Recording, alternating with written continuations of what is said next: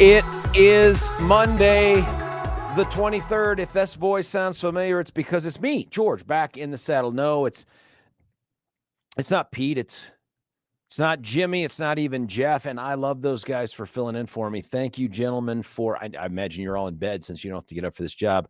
Thank you, gentlemen, for covering down. It made the trip easier. As you know, and just a little coffee here to get it going. Oh, that hits the spot. I was out last week. I've been out actually since Saturday evening last. Just landed back on Colorado, which was also American soil.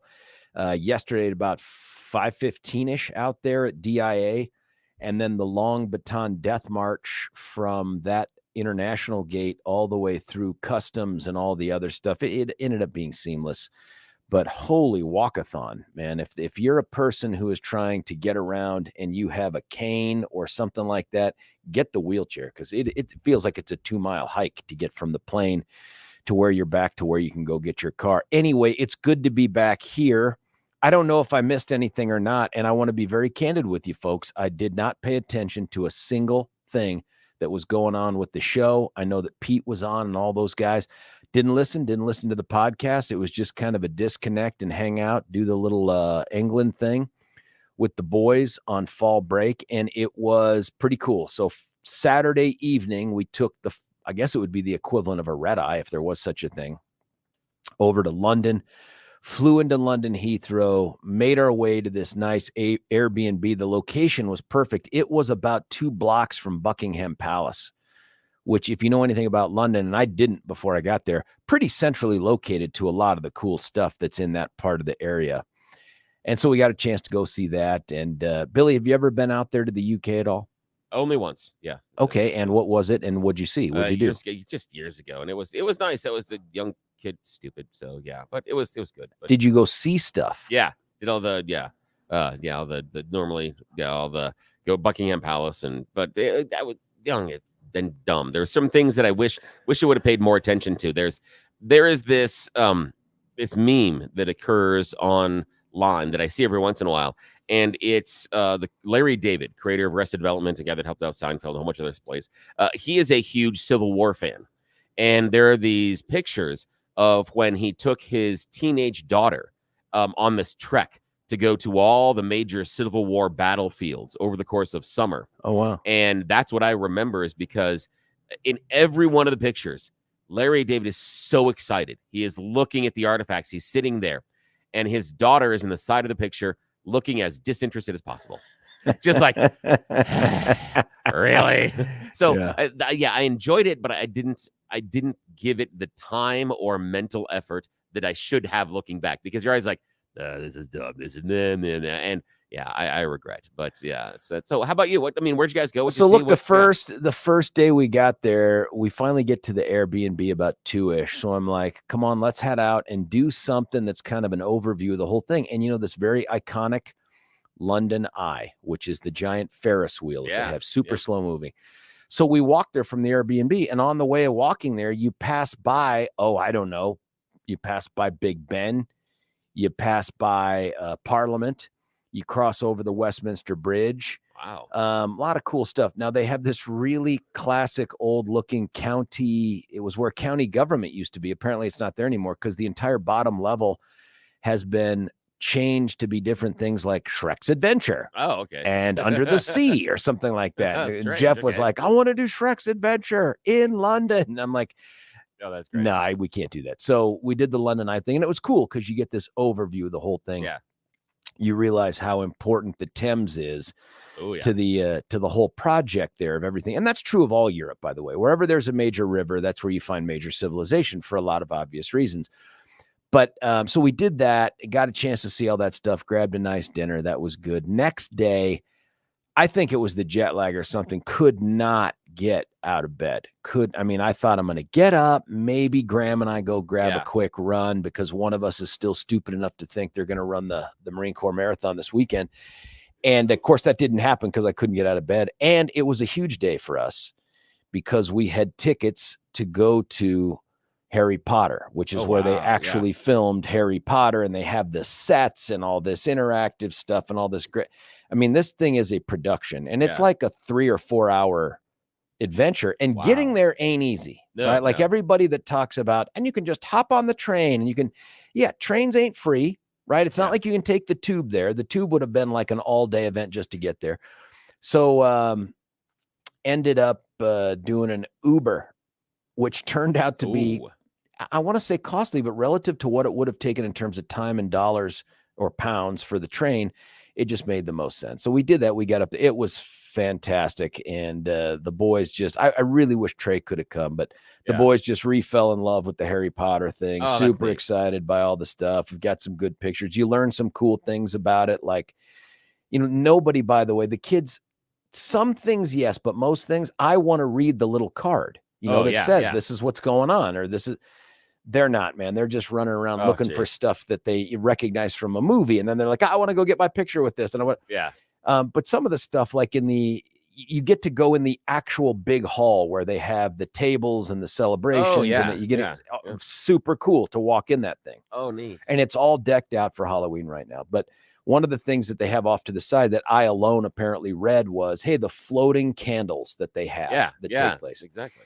Initially, they had them all suspended from wires, actual candles that were doing this. That was the original, But the fire would burn through the candles and they would go flying into the tables.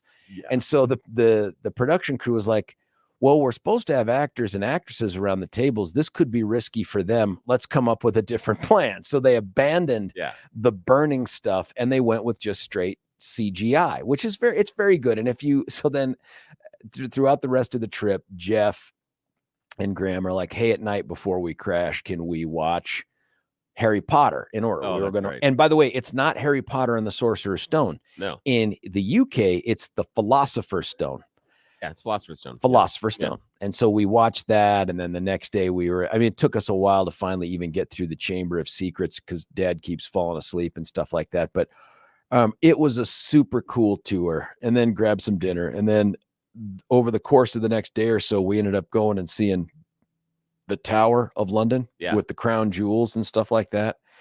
And it's super cool and interesting because they have stuff that dates back centuries. So we don't have anything like centuries. Yeah, nothing. But at the same time, for an American, it's weird, right? Yeah. Because you're looking at these kind of somewhat hallowed objects that represent the monarchy. Yeah. And you're from a place that just a few centuries ago, maybe less, beat these guys out of the country because we couldn't stand the concept. You know what I mean? Exactly. So, like we were not down with that. And so you have this monarchy and all of these things, and the crowns and the scepters and the orbs and the this and the that, and they all serve some sort of a function. And I'm also thinking to myself, like, we kind of think this is silly. Do you know what I mean? Oh yeah. It's like everybody getting excited about the royal weddings. Now I appreciate it because of just the idea of the pomp and the circumstance and the ceremony and wanting to see that. But the idea of being interested in that, I'm like, these jerks want to be in control of us. You want to be in charge. Yeah. So I'm not, it's a really weird disconnect, because that entire thing, everything that they view as being so important and so central and so hallowed to their society and their culture, we looked at that and went, yeah, we took a pass. We just not that interesting. Yeah, exactly. Right. Like it's not you, it's me. Actually it is you. Right. It is you. And frankly, if you want to continue to play on that relationship thing, the War of 1812 was classic domestic violence, yes, it right? was, yes. Like we broke up with the dude. We said, hey, we've left all your stuff outside. Just go get it. Please don't make it weird. And then he came back. Yeah. And when things didn't work out, he got violent again, right? That's 1812. I mean, it is a very domestic violence. But now we're all good. Yeah. They're some of our bestest buddies. They showed up in the bay, with like the boombox and Say Anything, and they had the song playing. And we still love you. Right. Come back. And we shot them. Yes, and we shot we shot John Cusack. Again, yeah.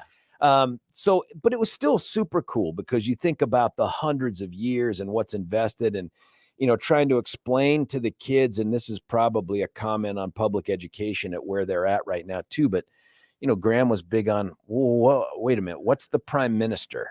I'm trying to tell him, and I don't understand.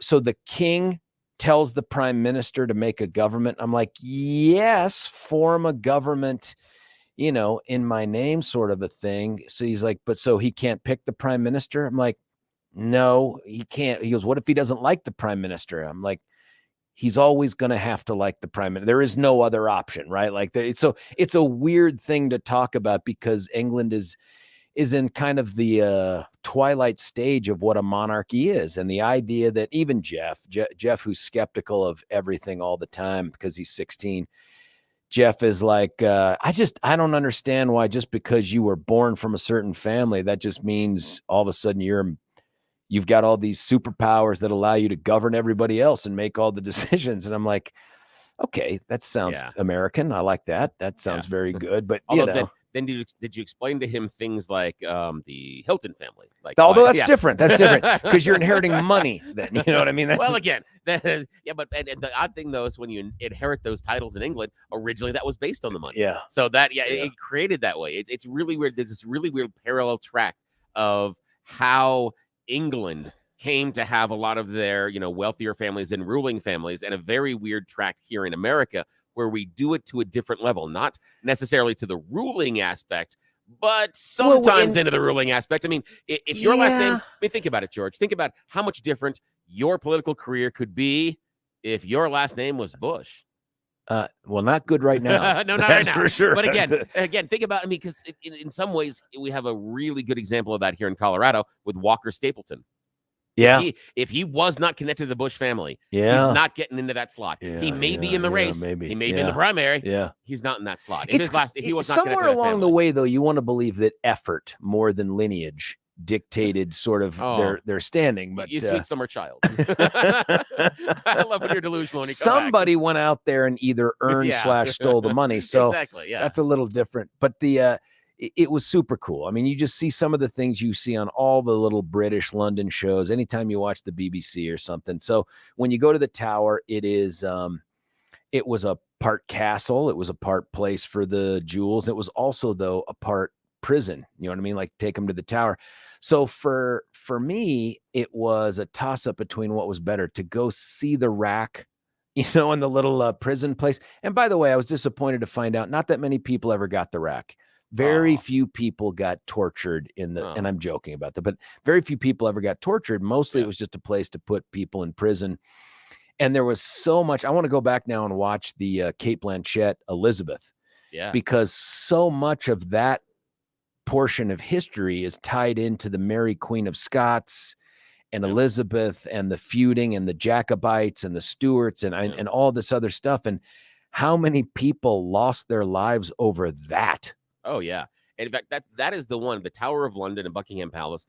Those are really the only two places that my kids want to go outside of soccer stadiums in London.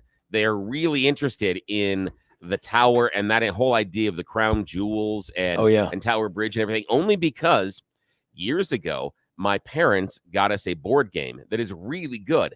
It's called Outrage. Very strange, but it's made in England. And the idea is you and your friends they don't work together, but you're competing to break into the tower and steal the crown jewels. And you have to get into the tower and you have to leave. Yeah, and you have to leave with the jewels. And you have to do them one at a time. Yeah. And you have to do them one at a time. And the pieces are really, really well crafted. They spent a lot of time doing the crown and the scepter. And so they're really neat. Huh. And so we have spent hours trying to steal the crown jewels. So that is the only thing inside of London that my kids have any real attachment to out of anything else. So they've always talked about it. It'd be cool to go and see it because we spent so much time playing this board game that talks about getting in and out of there. And you get sent to the rack and you get sent. I was disappointed nobody bumped into my shin or something so I could double over and say, oh my God, you kicked me near the crown jewels. Exactly. But that didn't happen. There's more than one crown, by the way. Yes, there's a number of crowns. The other thing that was interesting too is when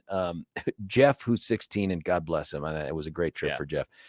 Jeff just knows a lot of things, but Jeff thinks he knows all things. So yes, at one point, I remember that time in my life when you're like, I know more than I ever had. That's right. Be all of the knowledge in the world. I watch YouTube videos and TikToks all the time. I know what I'm doing. Yes. So at one point, Graham says, hey, Dad, above all the doors there, it's converted now. Some of them say ER, some of them say CR. What is all that? And I said, well, CR, obviously, Colorado Rockies. ER, I said, it's Elizabeth and Regina, which is the queen, the name. And Jeff's like, that's not what it means. And I'm like, what do you think it means? He's like, well, that's not it. And I'm like, it is 100% it. The R is always going to be the regal royalty. That's what it means. And so it takes another 10 minutes for us to find an exhibit where we find it. And I'm like, hey, come here. Read this right here. And I can't do it on the radio because it doesn't make a sound. He just looks at me and he goes, and he just walks off. And I'm like okay, I get it. You know, that's as close as we're going to get to, I guess you were right. But however, at that point, what you have to do just as a father is you have to have your specific, you know, superior dance. And you just have to dance next to him and go, I was right. I was right. I was right. I was right. You were wrong. You were wrong. I mean, whatever it is, make up your own dance. And as he walks away, you follow him.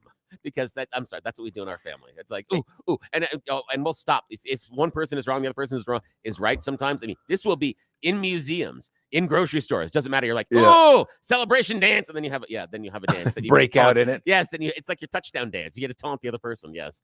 My family's weird. I'm sorry. Continue. I'm sorry. No, I was just saying it was good for that. We did all that stuff. The Tower Bridge, pretty cool. Oh, yeah. Could you go up this thing? And they have installed now glass panels on the underside.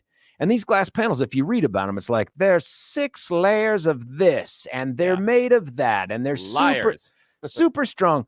You should see how many people refuse to walk on them. Like they are skirting the edge of that thing. Like if I step on that, I'm going onto the highway.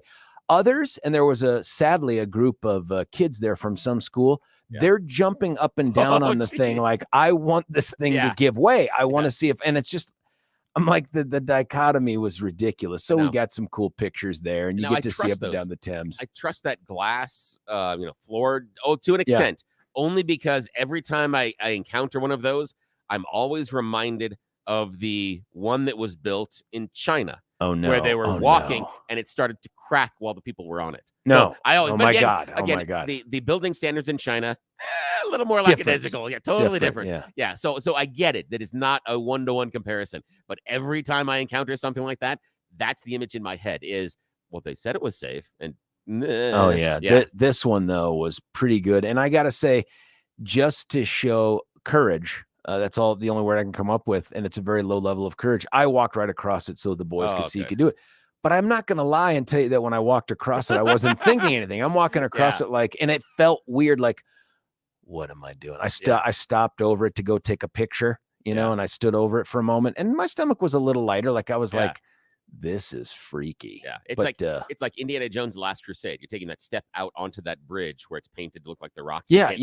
That's what you're doing. Oh, that faith. Yeah. That leap of faith. But I wasn't doing it for the Fountain of Youth or for the Holy Grail. I was just, the other thing is that's not the London Bridge. Everybody makes that mistake. Says, that's the Tower Bridge. The London Bridge, lame. The London Bridge is just some damn overpass, like bridge that just goes. And the original one's in Arizona.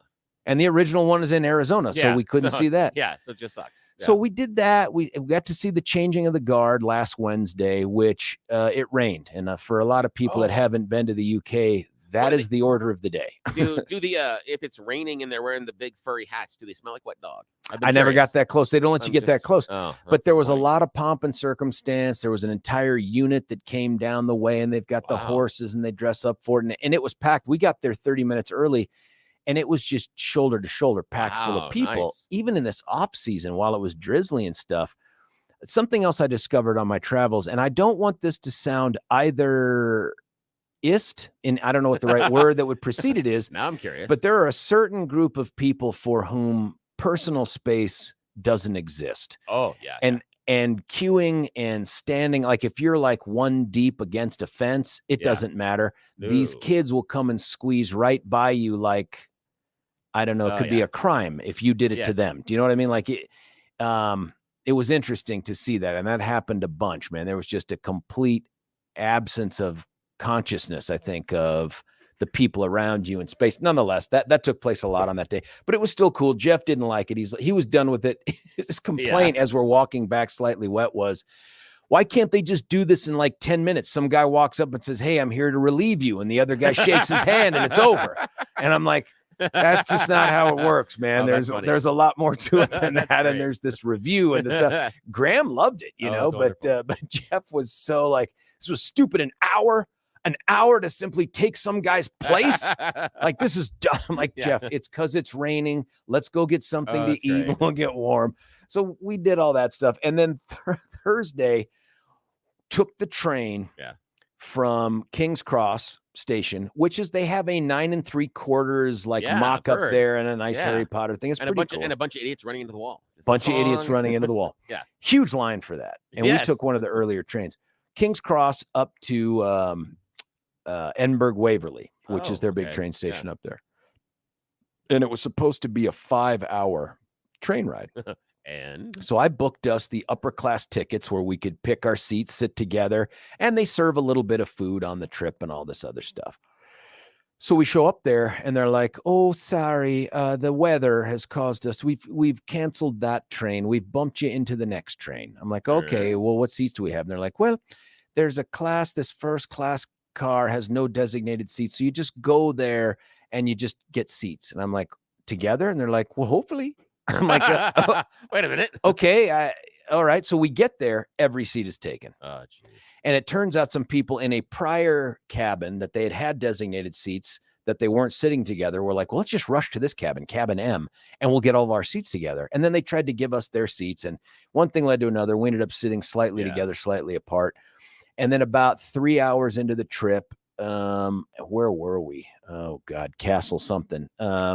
All of a sudden it stops and the guy just comes on. These people are brutal. They're just coming. They're like, "Power lines have fallen on the tracks ahead, and this is the final destination for this train. There will be no follow-on trains. Your trip is terminated. We're sorry about the problems. I say again," and that's it. And then just people start bailing off the train. And I'm like, "What? Oh, wait a minute. What? Yeah. How is this a solution?" So we're off the now I'm like, "Oh my God, we're 2 hours away." And so I'm like on the phone looking for an Uber, and it's like 200 pounds to Uber up there. And I'm like, what about a rental car? Maybe I'll get a rental car and drive up there and all this stuff. And I'm just about to click on the Uber because the cost between the rental car with the, where you drop it off someplace you don't rent it, charge and all that. And then Jeff's like, "Dad, I got to go to the bathroom." So I'm like, "All right, I'll wait for you before I click this thing." While he's gone, I see a nice one of these people from the LNER, the train people. And I go, "Ma'am, help me here. We got kicked off this train. It ended." She goes, "Oh, yeah, they fixed it. They've started up the trains again." And I'm like, now what? She's like, "Well, just get on one of the future trains. Your ticket will be good." I'm like, "I don't have to talk to you." She goes, "No." She goes, "I wouldn't get on the first two because everyone will be getting on those. Get on the third one, the one at like 155. Okay. So now I'm like, okay, so we do that. We pile on. We finally get seats together. But it's an all-day excursion. Get up there, get the rental car. Somebody looked at a map and thought that Glasgow was a lot closer to Edinburgh than it was. Now, it is close. In America, it would be about an hour drive. Yeah. But 55 miles on Scottish roads is not 55 minutes. It's not an hour. It is more like an hour and 45 minutes to 2 hours, depending on traffic. Yeah, because whoever designed the roads was drunk at the time. Holy crap. And a lot of drinking. They've taken one-lane roads, and with the advent of the car said, "Well, if we put a stripe down the middle, people will just stay on their side," right? Hopefully. And then, so you're driving, and I keep expecting my side view mirror to blast off. Because remember, too, in Scotland, like England, I'm now driving the rental car on the side that the passenger sits in America. And they only rent manual cars. There are no automatic cars. Oh, I love that. So now I love them. But get this, man. Yes, I love manual, but I'm doing manual left-handed. So, I mean, there is a lot of like right brain, left brain transition going on here. Oh, that's wonderful. And because they've already cleared me of it and no one's going to ever listen to this podcast, I won a little bumper cars off the curb a few times with the side of the, because I'm so freaked out by how narrow these roads are. I'm like, we're gonna die. So I'm trying to hug the side, and I mean, it was a hell of a trip. So we make it to Glasgow, rented on Airbnb this place called Cat's Castle. It's a freaking castle. It's got probably a bedroom more than we need. Everybody got their own bedroom, which was nice, and so we got to stay there. That was cool. And then we were going to, had we not had the electrical wires fall on the train tracks, we were going to hit Edinburgh Castle and then spend 2 days in Glasgow. Yeah. So now it's like, well, we better go back. Got to go back and see the castle. Oh, geez, so we hop in the car, drive the hour and 45 minutes back. Everybody's happy though, because they're in Scotland and we're looking at beautiful stuff. And we get there, park, walk up there. Not a lot of people. I'm like, this is going to be awesome. So we walk up, there's Yeah. a sign that says, due to weather, the castle is closed. I'm like, Wait, what? No, what? how do you close a castle because of weather? So great question. So How I does walk that right happen? up to the nice people that man the gate. And I said, what's Yeah. going on? And she's like, well, high winds. It's not the rain, it's the high winds.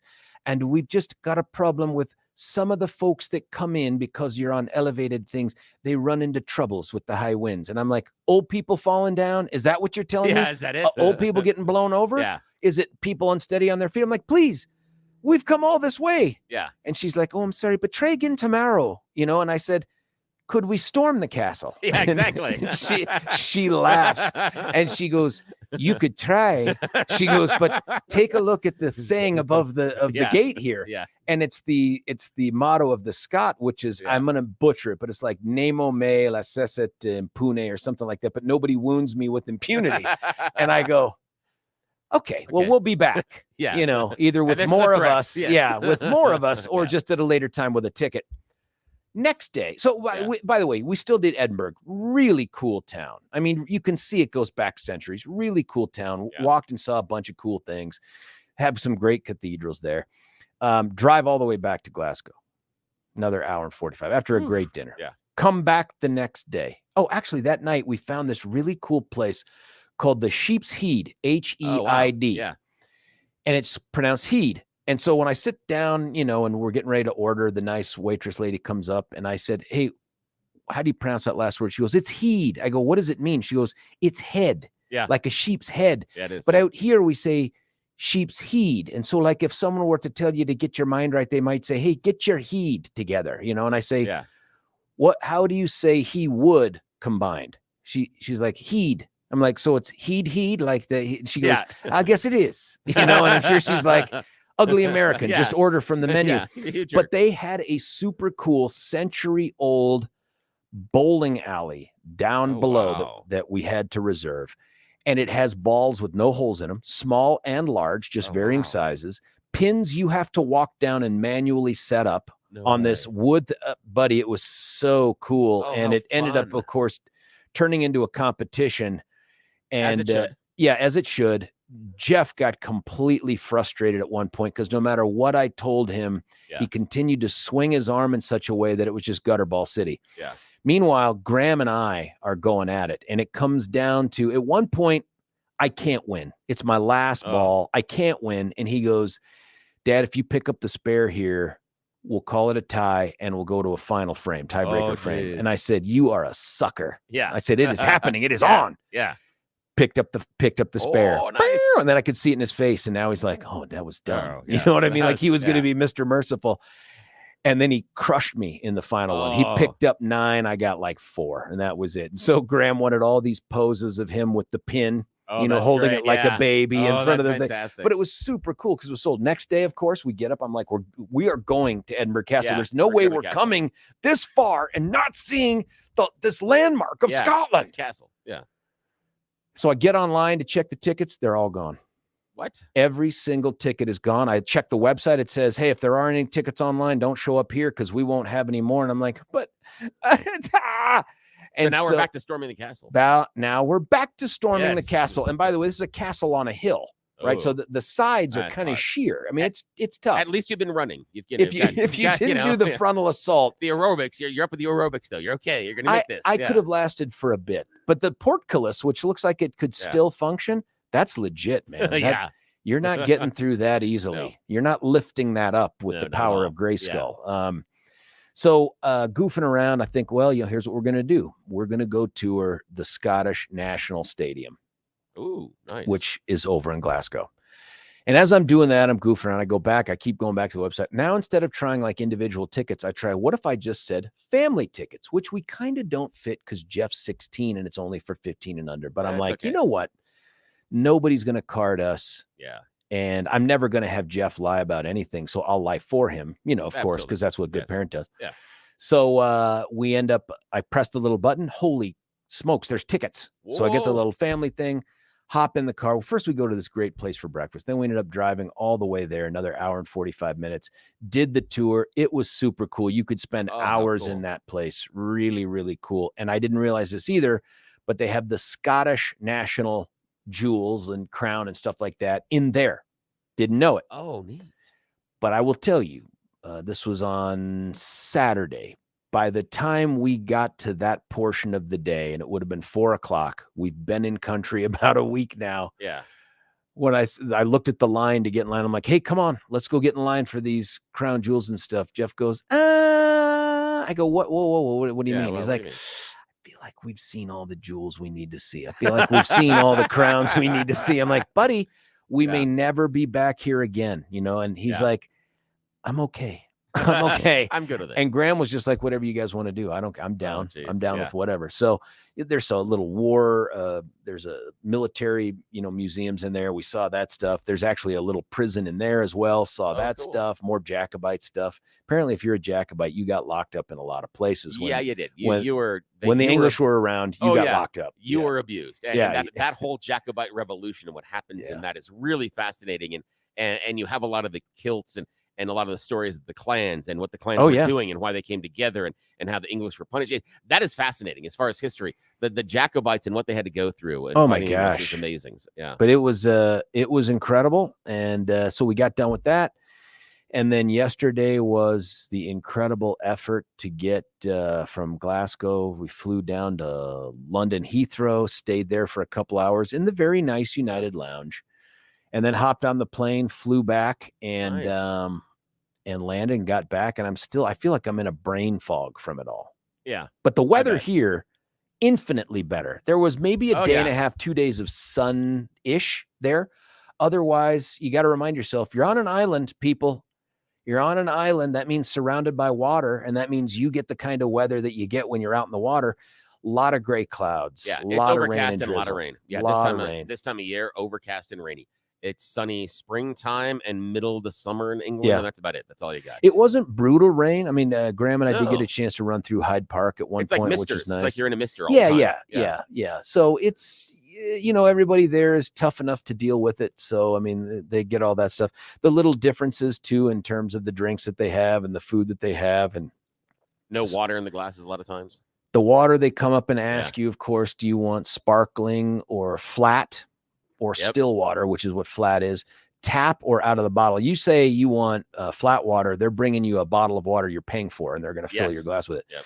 You say tap water, and they instantly know you're American. Yes. And, like, you don't know about it. Yeah. Well, we'll bring you what you want, and we'll scoop the fish out. I'm still stuck on the idea that the train just stopped going there. It's. I imagine it would be like here in America. Let's say that you have boarded here at DIA and you're flying to New York, and all of a sudden you're like, we're landing. This is interesting. And the pilot gets on and goes, hello, ladies and gentlemen. There's a storm out there. Welcome to Cleveland. Yeah, that's right. Good luck, everybody. Yep. Good luck. Have fun. And there isn't anybody going to help you reschedule your trip, by the way. And they end up telling you, just get on a future plane. Yeah. Just find a future plane from Cleveland to England. Just find one. Or Cleveland to Denver and get on it. And you'll be fine. Your ticket's good. But the people there, man, this is just a way of life. This is just how they do it. They all pick up and, shuffle off and go find some other train. And it's like, what the hell's going on, man? Yeah, like I'm trapped. Yeah, it is funny that I've got a couple of friends from England that live here. One of them, Simon, who's a great IT guy. And he talks about, he goes, the tolerance for English people to just stand in line and not complain. Oh my God. It's insane. Yeah. He goes, we can stand in line for anything. Real quick too, because we're going to blow past our record. And we haven't even asked you about your damn weekend yet. Oh, don't worry about it. It sucked. That's about it. I mean, I saw my mom, saw friends that were in town. Family, friends. You got birthdays too to celebrate. Yeah, I had. Yeah, my daughter's 15th was nice. Was coming up. It's and we got a 20th for Spencer this week, and let's just say we will talk about it later. But the washing machine, that was a nightmare. So I'm buying a new washing machine, and I'm pissed about it. I'm sorry I talked over that. I wanted to hear that story, and also that. Just as a lawyer, I wanted to tell you 15 age of consent. You do with that what you will, but that is a scary thing right there. I hate you a little more this morning. It's not me. You can hate the legislature. I would love it to be 30. Yes, but there it is. I was just saying, driving around, one thing that you realize is they are much better drivers than we are. Like, I didn't see a single traffic related police officer ever, never, ever, not in either country ever. If they had cops, they were going to something, but like something really bad, but they didn't have cops just driving around the road. I heard the horn a couple times. It was usually my fault. They also, when you're driving on the left-hand side of the road, the slowest lane is the one that's furthest out like for us, but it's the weird one because you keep thinking going to your left gets you faster. If you hang out in the wrong lane, dudes will come up on you and give you the brights. If the brights don't work, they give you a little bit of horn. But it just kind of works, man. I mean, I didn't see any car accidents. I didn't see any, I don't know. These people have just figured it out. They have a different philosophy when getting behind the wheel. And I'll tell you exactly what it is. Our philosophy is that our cars are an extension of our body and our ego. This is my space. Everybody out there is against me, and I have to be first. I have to win. Yeah, we have to win. Of course. I've never seen the finish line, but we're always trying to get there first. Whatever that finish line is, I have to be there first. Where in Europe, it is much more like a soccer match where we are on a team and we all have to get there. Oh, that makes sense. If I have to slow down by 5 miles to make sure that you can pull in so that you don't have to, and that we're not putting down the brakes so everybody else behind us, if that's what's most efficient, that's what's most efficient. Now, however, I'm only going to give you enough space so you can just slide in. Yeah, but that's okay. And so they have this idea that everybody is progressing together down the road, where we are trying to fight everybody that does not exist outside of our 4 doors in our car. Everybody else is the enemy. And it's not that way in Europe. That's true. And you're right. And it actually has an impact on me psychologically, because once I figured out sort of the rules of the road, I wanted to do that too. Yeah. Like if you stay in the left lane as dudes are merging on, everybody just gets out of their way and goes into that faster lane, but just long enough for you to come in, and then they dip back in, and nobody gets pissed about it. Whereas nobody's upset. In America, if you put on your turn signal, for me, that's a sign of weakness. I'm going to close the gap. Exactly. That's exactly it. Oh, no, you're not. I'm going to. It was very, very different. Last thing, question from Alexa. Did you eat haggis? I finally did. Last dinner that I had there, went to a nice restaurant, super cool place called like the Badger and Company or something out there in Edinburgh.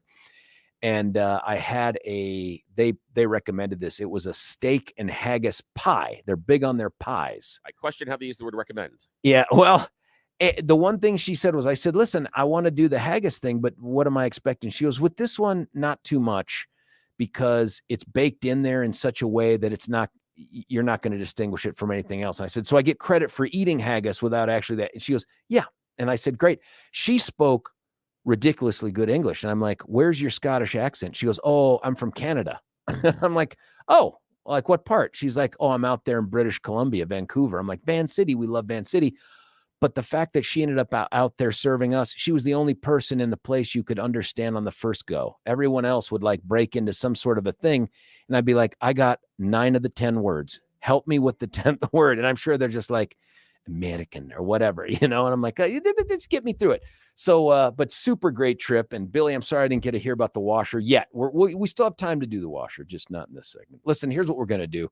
You guys have been very tolerant, suffering through the recitation of the week abroad for George. I will be with you here this entire week. Friday, hopping on a jet plane, heading out to a place called Washington, D.C., and then I will finish the Marine Corps Marathon, whether it will be in the time allotted by the rules or at the pace that a normal person would set, where they moving their feet in a running motion.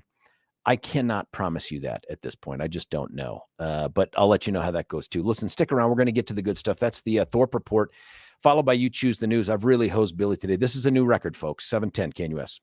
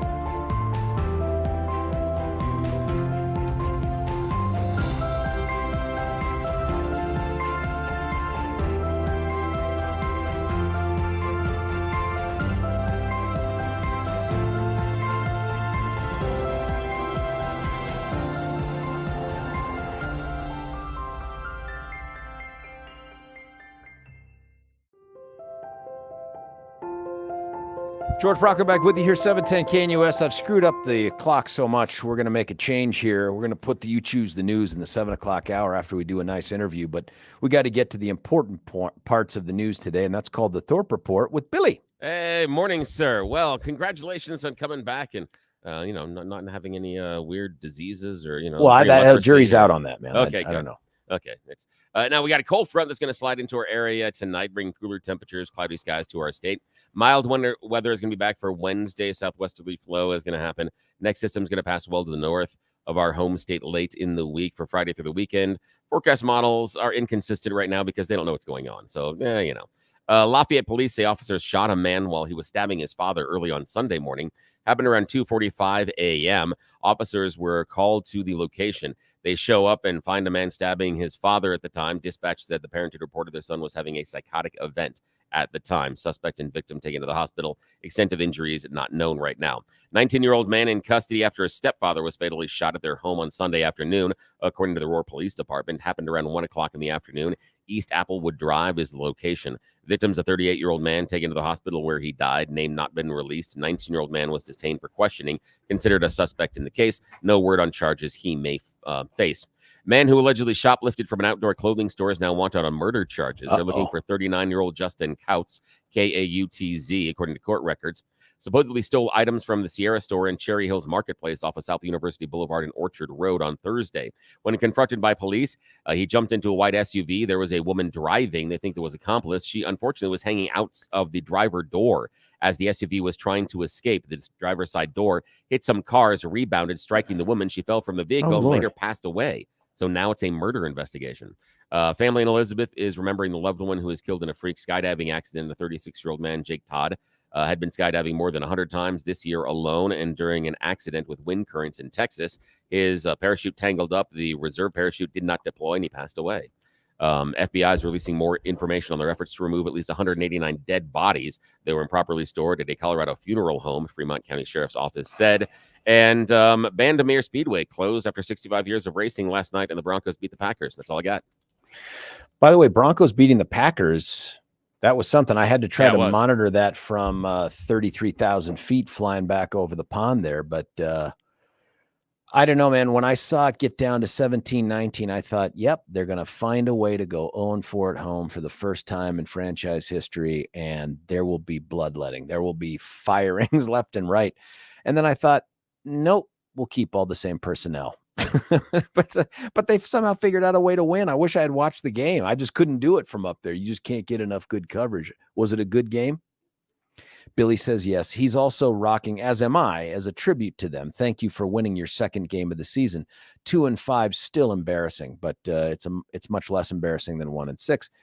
I'm wearing the Broncos little zip up sweater thing, and Billy, of course, is rocking the very bright orange I can cross the road at any time of day because you'll see me sweatshirt that's on there as well. What's that now? Oh, we got to cut away for a break. When we come back, we'll see if we come back. George Brauchler, 710 KNUS.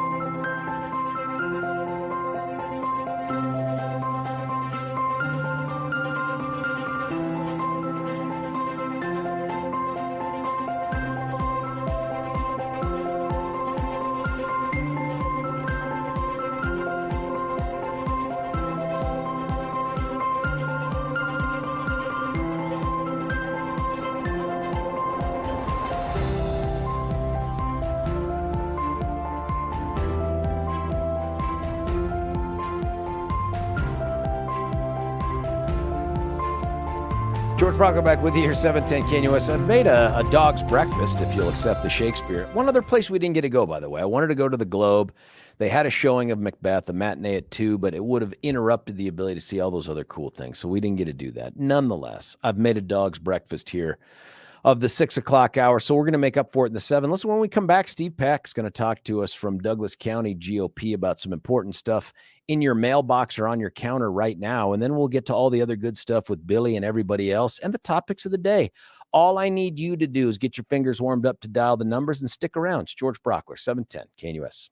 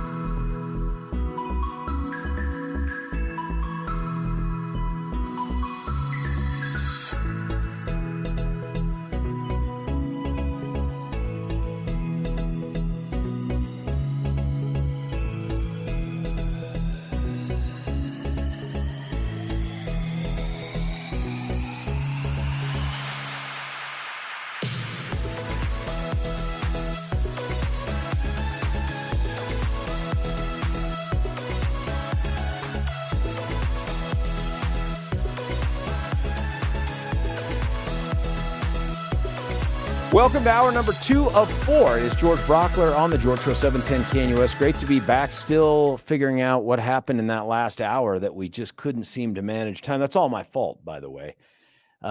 Happy to be joined in this hour by a special guest out of my county, Douglas County, the best county. It's no offense to other counties. You're just the second best at best counties that are out there. It's Steve Peck. Sir, thanks for joining us.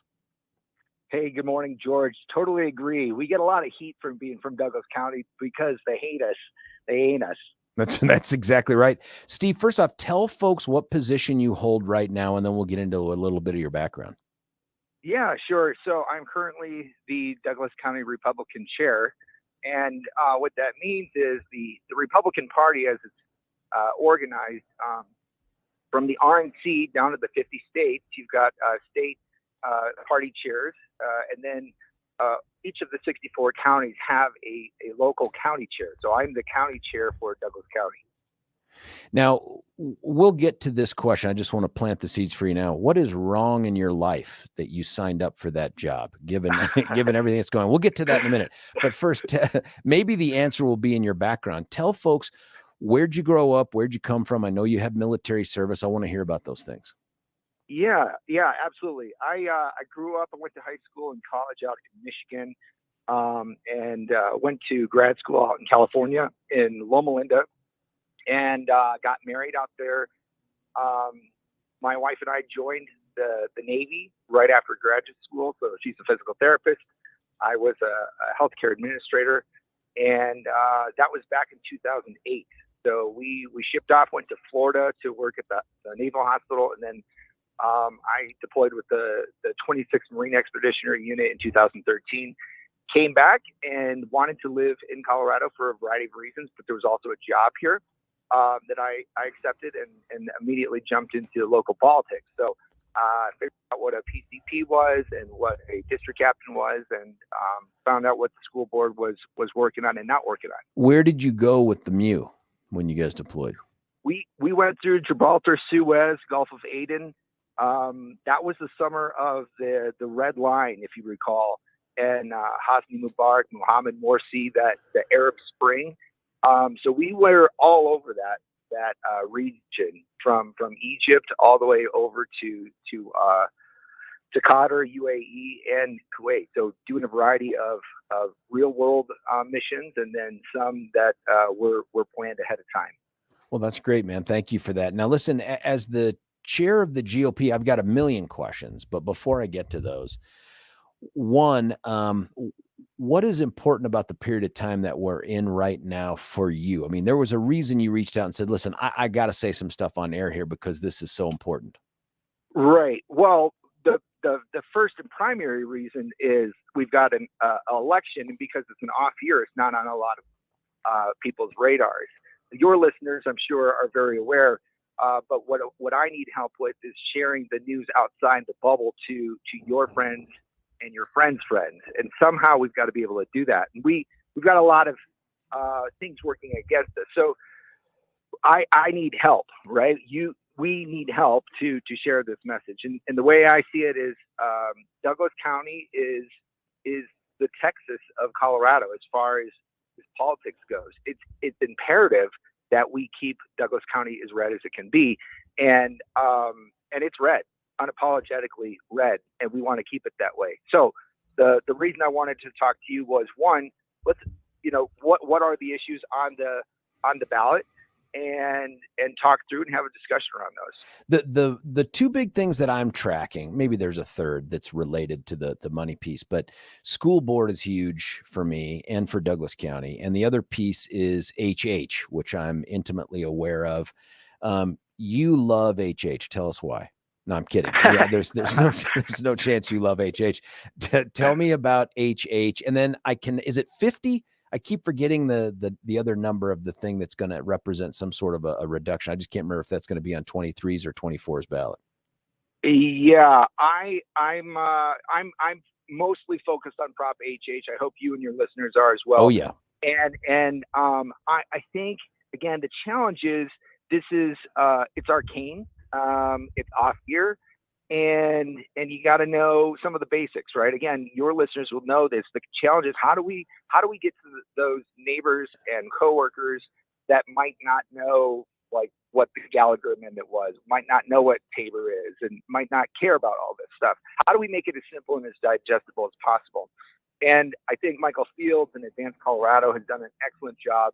Ben Murray over at the Independence Institute have done a really good job of distilling down the arguments. And on the Douglas County Republican website, which I would encourage everyone to go to, we've got a series of links right there on the front page. So it's dcgop.org. You can go there. We've got links right at the top. You can share those just by texting your network. So all the arguments are there. But basically, Prop HH is an attempt to eliminate your Tabor refund. That's the governor's attempt to end those. The worst thing about this is not what it actually does, but how they attempt to do it by completely obfuscating and misleading voters in voting for it. At no point does it ever reference giving up your Tabor refunds. It doesn't use any of that language. They go out of their way to avoid it because they know that when Coloradans are pulled on Tabor, it's hugely popular and it wins all the time on the ballot. So that part I find a little disgusting. Couple things that you referenced there. You referenced a guy named Michael Fields. Michael Wicked Smart. He is also, as of this weekend, you may not know this, Steve, he is a new daddy for the 5th time. Brand new baby, brand new baby girl. Mercifully, once again, another child that looks more like his wife than him, which is so fantastic for that child. But also tonight, big debate that's going to take place on 9 News regarding HH. Are you tracking that one, Steve? Oh, interesting. I was not tracking that. I appreciate the heads up. Actually, I'm not a regular for 9 News, but I get it. So it's Colorado Politics, Denver Gazette, 9 News hosting the debate. It's 7 p.m. today. Go to that 9 News website. And I don't know if they're going to put it on TV live or if it's one of those like, hey, we're on channel 20 or we're live streaming it. I know at a minimum it'll be live streamed, but here's what I know. Nobody beats Michael Fields in a debate except me, but nobody else defeats Michael Fields. So I'm anxious to see how this thing plays out when he takes it on. So it will be interesting. And as you said, on Prop HH, they don't reference Tabor because it is popular. I think they call it a surplus. Right. They call it a surplus. Right. That's right. They're playing word games because they have to. And I think maybe this has been called out before, but the proposed tax reduction, I'm putting that in air quotes, the proposed property tax reduction is less than 0.1%. Meanwhile, in exchange for that just pathetically small but technically true reduction in taxes, your every Coloradan's Tabor refund goes away forever. The other offensive piece of this is that the same legislature and governor who helped put this on the ballot now claim like, well, this is the only way we can do it, right? Like this is the only way we can reduce property taxes, which they ended up getting crushed by 9 News on. Turns out that's not true, but they could call a special session months ago and get together and say, how are we going to handle these surging property values and the new assessments? But they've chosen to try to Trojan horse the end of Tabor refunds in this thing. And nobody, if you hit them on social media, and Steve, I know you're super active out there, nobody will acknowledge that Tabor refunds go the way of the dodo as a result of this. They all try to obfuscate and hide. And well, it's not the property taxes. It's funny. Yeah. Well, Barb Kirkmeyer had an article, an op-ed that was written out the Greeley paper, and she called out in that opinion piece that the legislative session, the 120 days, they waited until day 113 to tackle this. Weird. The most. Yeah, right, exactly. As if they had no idea that this was on the horizon. They've known this since the end of Gallagher, and I just. It's time to educate as many people as possible. This is a disaster should it pass. So we need to do everything we possibly can to make sure it doesn't pass. When Republicans and Kyle Clark are on the same sheet of music, oh my God, Yeah, I know. Look, there's a time and a place for everything, and apparently it's Prop HH. But I will say this for all the beating on Kyle that the right does, and in most cases I get why. Dude will call out when it becomes that obvious. Dude will call out the hypocrisy of the other side. I wish they were as aggressive with them as they would be with us, but at least they're reporting on it, and I respect that, and I appreciate that part of it. What's the other stuff on the ballot that you're most focused on? HH is obviously huge. Yeah, I think the next biggest thing would be a school board elections across the state. I'm obviously from Douglas County. If you want to touch on what's happening here locally, there is a story there. But Moms for Liberty has a website that a collection of school board candidates that are across the state. It's smartchoicecolorado.com, and every single county is listed out there with suggested school board candidate names, and actually that went out from the Colorado Republican from Dave Williams' desk last night or yesterday. So that list is being circulated, but we've got to share the news of that group as well. And if you know, and of course you do, Moms for Liberty is a reliable organization, a true North Star, and we know this because the Southern Poverty Law Center identified them as some sort of terrorist, domestic terrorist group. I think 710 KNUS is also a terrorist organization based on the Southern Poverty Law Center's definitions. I'm not sure. Haven't checked the website recently. You have a little bit of knowledge about the school board. Talk about that. Yes. So earlier you said, well, what's wrong with you that you would sign up to run for county chair? And for the record, this is an unpaid position, so lots of abuse, lots of time, zero financial upside that my wife asked about. Like, how does this help the Peck family? Yeah. Well, it might not directly help the Peck family, but it is an important role. So is the school board. So our school board here in Douglas County, we've got 7 members of the school board. And at that time, I had the honor and privilege of serving at the tail end of Doug Benevento's term, which is the end of the reform era. That was the reform era. Yeah, the big bad. Yes. So I proudly accept the label of reformer, where we, emphasize things like financial literacy as a high school graduation requirement, merit pay for teachers, etc. But then the Empire Strikes Back, right? And the left took over the board until the 2020 insanity descended upon us, and there was no learning, remote learning, mask mandates, lockdowns, and the insanity that came with that, right? Well, then all of a sudden, Republicans were ascendant because people said, well, I don't know who's in charge, but we don't like what we're seeing. So the kids' first school board ended up taking 4 of the 7 seats back, where we currently enjoy a majority. So this cycle, there are 3 seats open here in Douglas County. The board majority is not up for stake, but every seat's important. And so there's 1 endorsed candidate here from Douglas County, but there are 3 Republicans that are running. I don't know if that makes sense to get into all that, but it's a little arcane for our county. Is the best place, it sounds like, Steve, is to go to that Moms for Liberty website. Yes. Do you remember what that is? Yes, it's smartchoicecolorado.com.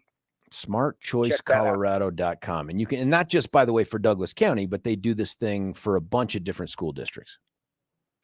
Yeah, smartchoicecolorado.com. Ask that question one more time. They have it for more than just Douglas County. They're weighing in on some other races. Right. Yeah. That's right.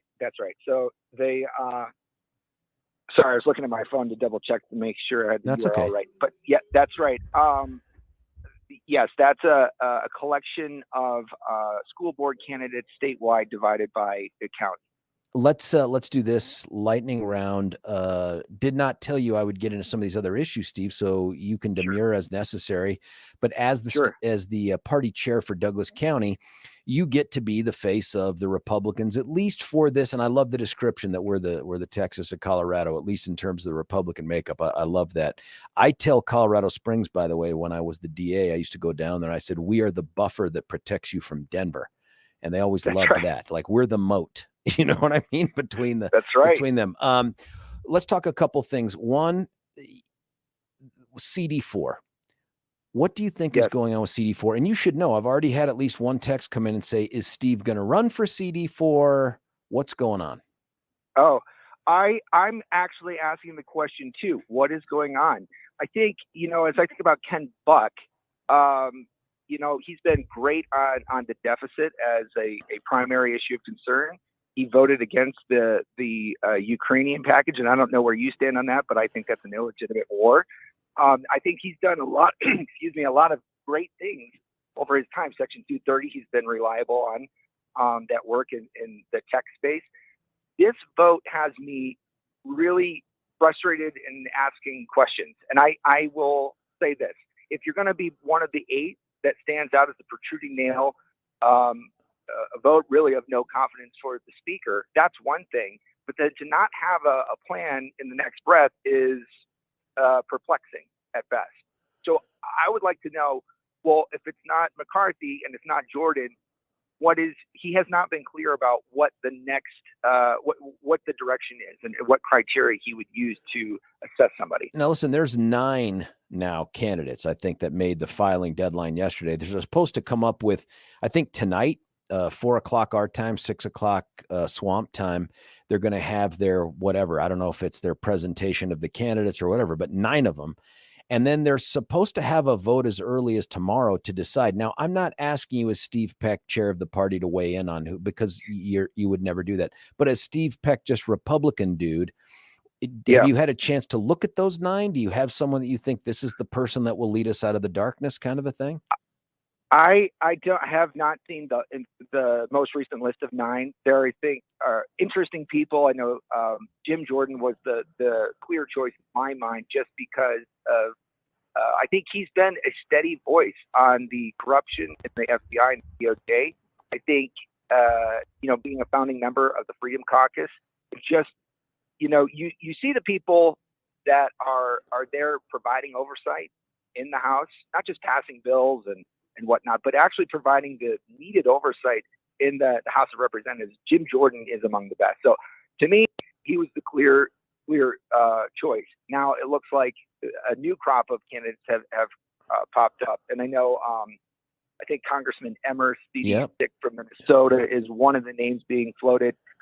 He actually is from my in-laws district, and that is Michelle Bachmann's old district. Do you know who you'd vote for at this point? And I want to be candid. I looked at the list last night in preparation for the show.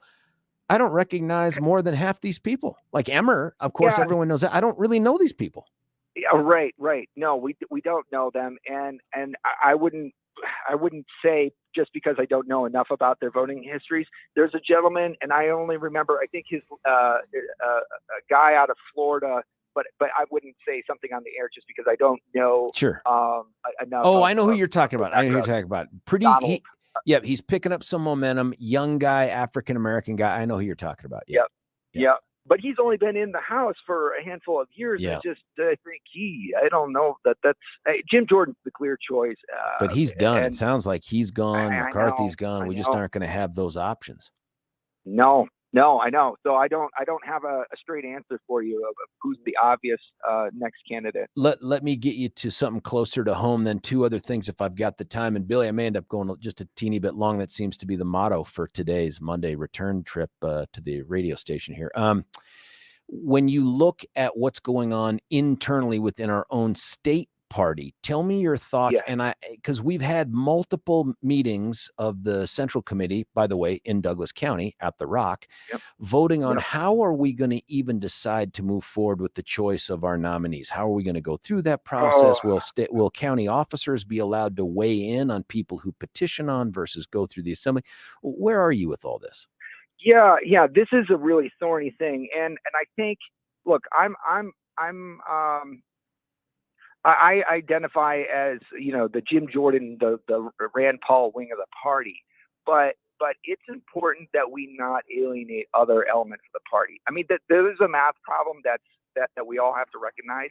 There's just not enough Republicans. Now, here in Douglas County, we enjoy a nice majority. So there's something like 370,000 people in Douglas County, and 95,000 of them are registered Republicans. Only 50,000 are registered Democrats. But there's just not enough Republicans to draw tighter and tighter ideological circles around ourselves. So while I wish everybody shared my views, they might not. And so we have to learn to get along with people that don't agree in lockstep. And there is an undervote problem that we face here. So these are just my opinions about everything, right? Just because somebody is a more moderate Republican doesn't mean that they don't deserve support. It depends upon the race that they're running in or the seat that they're going for. If they're going for U.S. Senate in Colorado, you're not going to get a Rand Paul type of Republican. Abe Lincoln could come back from the dead and he would lose as a Republican for U.S. Senate here in this state. So we have to be realistic about who could actually win without necessarily, we have to avoid some sort of political jihad against ourselves. That's not helpful. And to the extent that I can bring people together, I try to do that. People can either determine, either he's being disingenuous or he's not. I'm trying to be the same person, and whether George, you and I are talking one-on-one in a coffee shop or we're having a conversation on the air, it's important that we work together, even if we don't agree on everything. Last thing, and that is just the other day, Douglas County commissioners, at least 2 of the 3, had put out a message, an official formal message to Denver. I think it went through a vote, but I can't remember now, that had said, hey, Denver, don't be shipping your immigrants down here to Douglas County. Have you been following that, Steve? I missed that from the commissioners, but I stay in pretty close touch with Sheriff Weekly, and I know that that's a thing. So, for example, the police department north of us will put a homeless on the light rail, ship them down south where the train ends in Lone Tree. Hold on. Who's doing that? Who's putting them on the light rail and sending them to us? What Sheriff Weekly has said is that there are other police departments doing that. Oh my goodness. This is, in the old days, Steve, you may not know this, that was the purpose of the Platte path down there. Was homeless would encamp in Denver. Denver cops would push them down into Sheridan and Englewood, and then Englewood and Sheridan would push them right back up the Platte. This feels like that, but worse in many ways with the light rail thing. Interesting.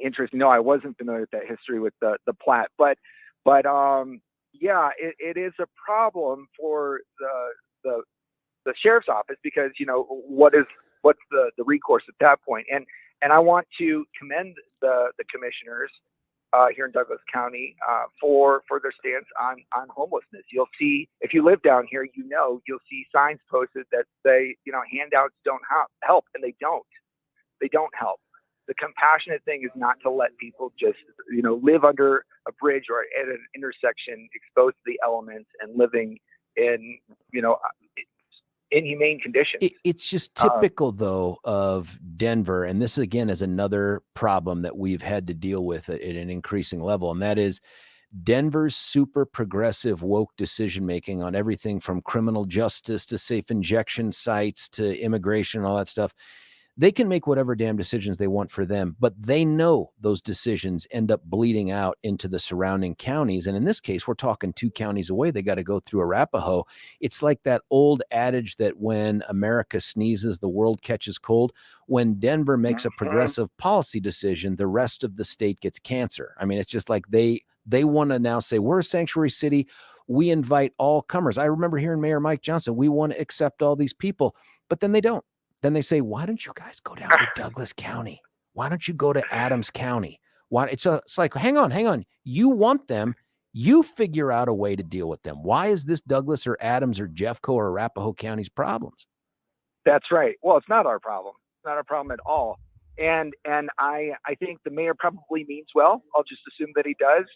But I don't think that accommodating homelessness will result in less homelessness. You accommodate homelessness and you will get more homelessness. This is not hard, but it seems to be a theme for West Coast cities. I want him to be successful. One, I like him personally. I do. I've always liked Mike, but I want him to be successful because just like I just said, If Denver's thriving and making all the right decisions, it's better for you and me in Douglas County, right? But when they make the wrong decisions and they suck, that suck spills over into the rest of the metro area, and we have to deal with it. Yes, absolutely agree. I want to see him be successful. I want clean streets like we enjoy down here in Douglas County.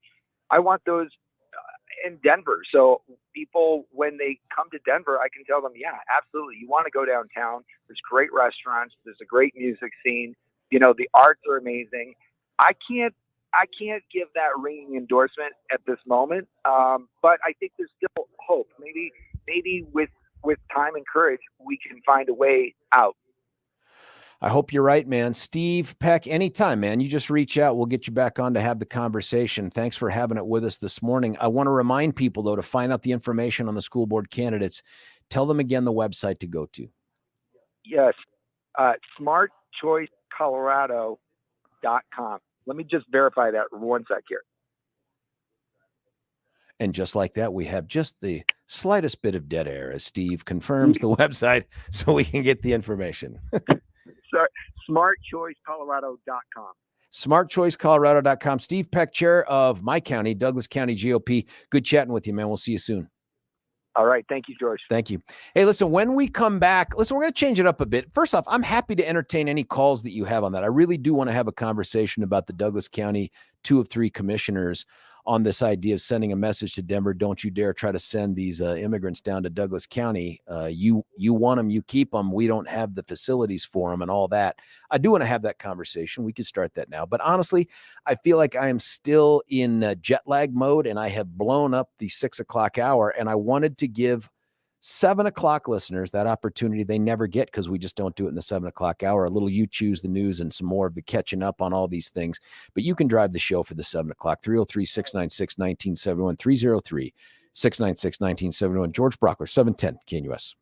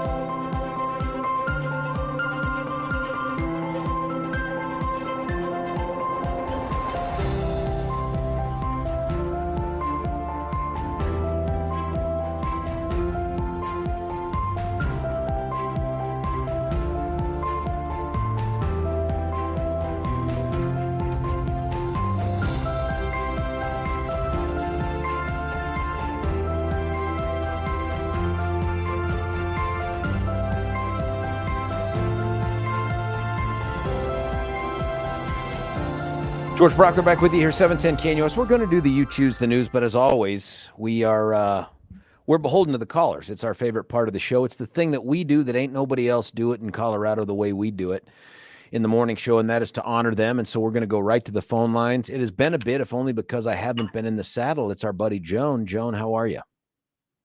I'm doing well. How are you? Good. What are your thoughts? Well, first of all, I was traveling across the South last week, so I didn't hear any of your substitute people. Same. So Ditto. So for me, you're still the top of the standard. Thank you for saying that out loud. Are we on the air, Billy? Because this is the kind of thing that needs to be captured in the podcast. Go on. So anyway, that's the first thing I wanted to say. Then I did come back, and the letter from Douglas County was being circulated because it was a pretty strong stand. And I think one of the things that people are beginning to say is we need to say how we feel. We can't just, say, oh, well, it's okay. It'll get better. No, you have to stand up and you have to say. And then when I was traveling, I flew into Jacksonville and I got into an Audi convertible, and I drove the Audi convertible back to Dallas, Texas, because my girlfriend was moving from Jacksonville to Texas. And I learned a lot about what has happened with America. Biden has brought in 7 million immigrants in the last 2.5 years.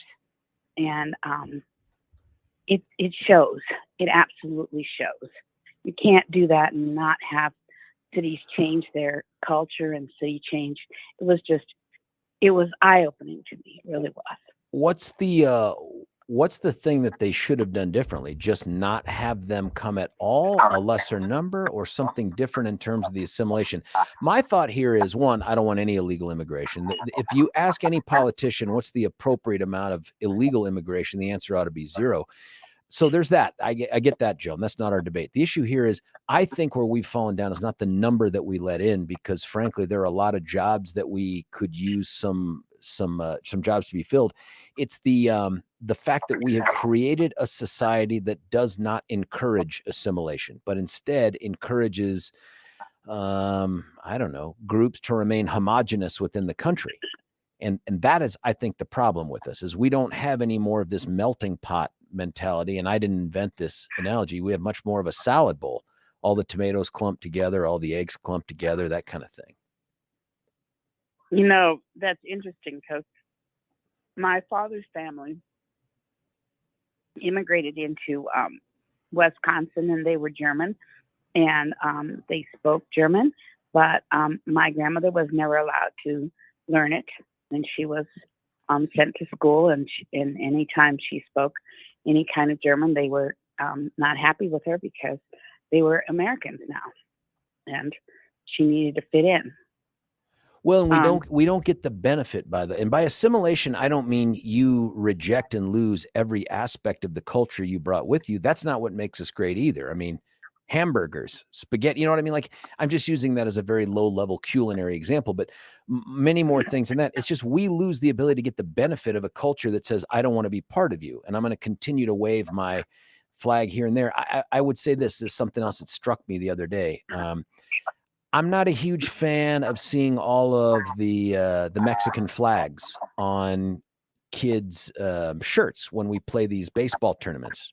Colorado and the Mexican flag, not the American flag, the Mexican flag. And it bums me out. But then I go take a trip out to New York and I complain about not being able to get to the New York Library because there's an all-day Polish parade up and down the streets where everybody is wearing something. It's not American Poland. It's just straight up red and white, just the Polish stuff. So I'm not sure what the right answer is here, but it seems like we've stopped assimilating and we've just said you can have your own little subculture within the American culture. Yeah, I think that Trump was on the way to the solution. And I think the thing about the border that disturbs me most is we don't know half these people. We haven't vetted these people. We're sitting here going, there's all this stuff that happened in Israel with Hamas and stuff. And meanwhile, we're sitting here going, who's in the country here? Who's holding, what meetings? And they talk about how Hamas got all organized because they went low tech. They didn't talk to each other on phones. They didn't do this. They didn't do that. They went back to, I don't know, writing messages in lemon juice. I just don't know what they did, but they didn't clue anybody that that's what was going on. And I'm sitting here going, I think maybe some of that technique is being used right now here on us. I don't want to discourage legal immigration. In fact, I think we need more legal immigration. I want to be choosier, by the way, about who comes. I don't think we're obligated to allow everybody else to just self-select the standard that we set for those things. I don't agree with that either. But I do think we need more legal immigration. And in part, and I'm not saying that this is 100% of it, in part, our issue is that we have made it so difficult and challenging to get in here legally and we've made it so easy to just slip over the southern border that why wouldn't you choose the southern border? Why wouldn't you just slip over?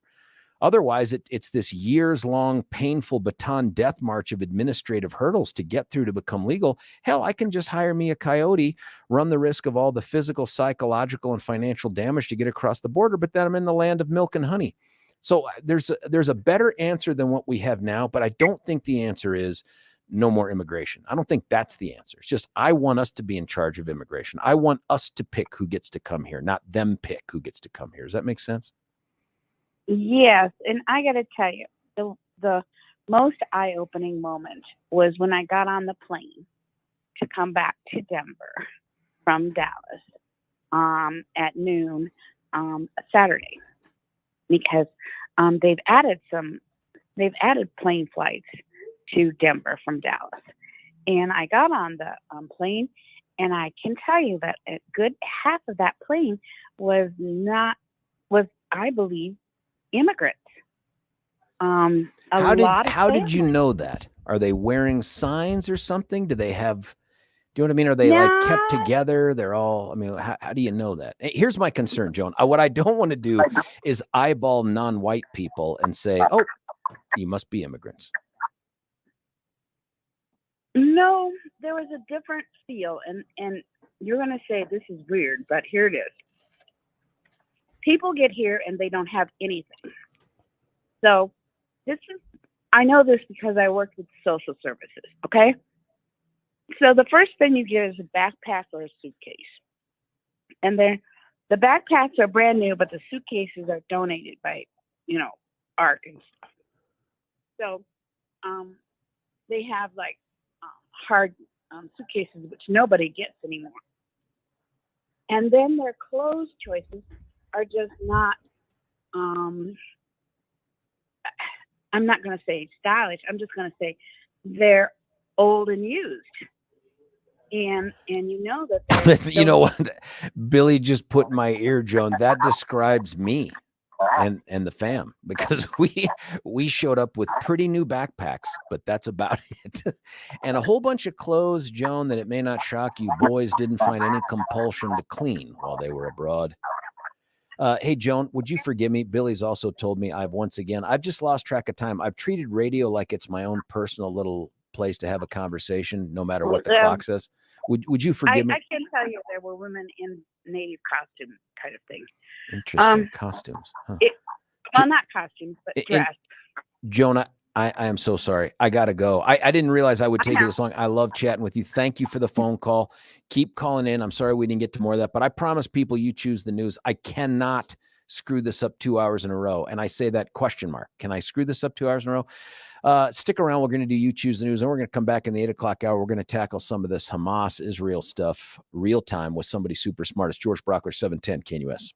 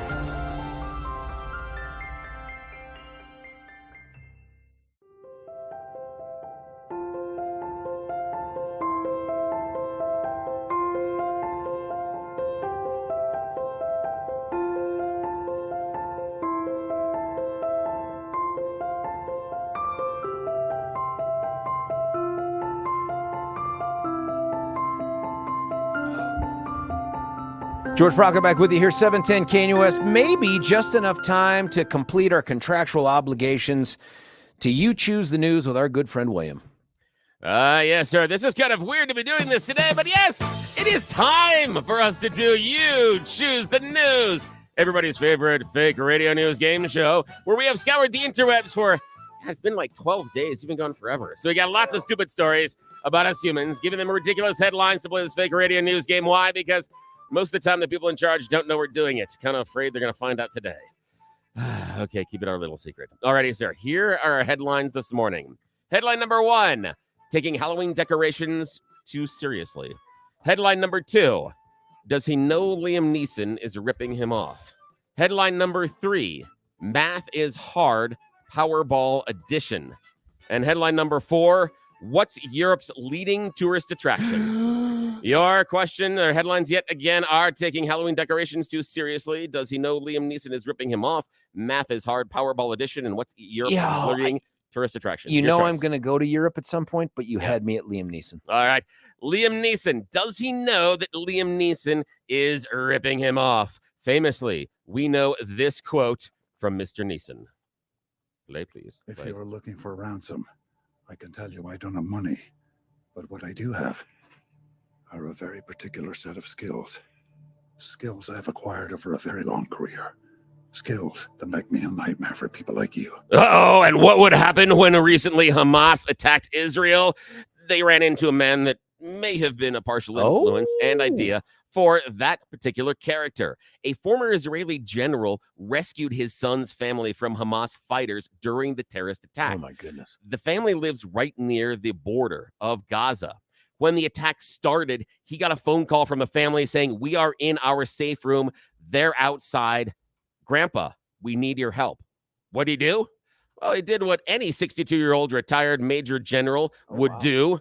He grabbed his handgun, jumped in his car, and got down to business. Oh, dang. He said, trust me, to his family, I will come. This is my profession. Nobody is stopping me. On the way, he took out over a dozen Hamas fighters. Holy smokes, man. He rescued 3 injured Israeli fighters. Showed up at the house.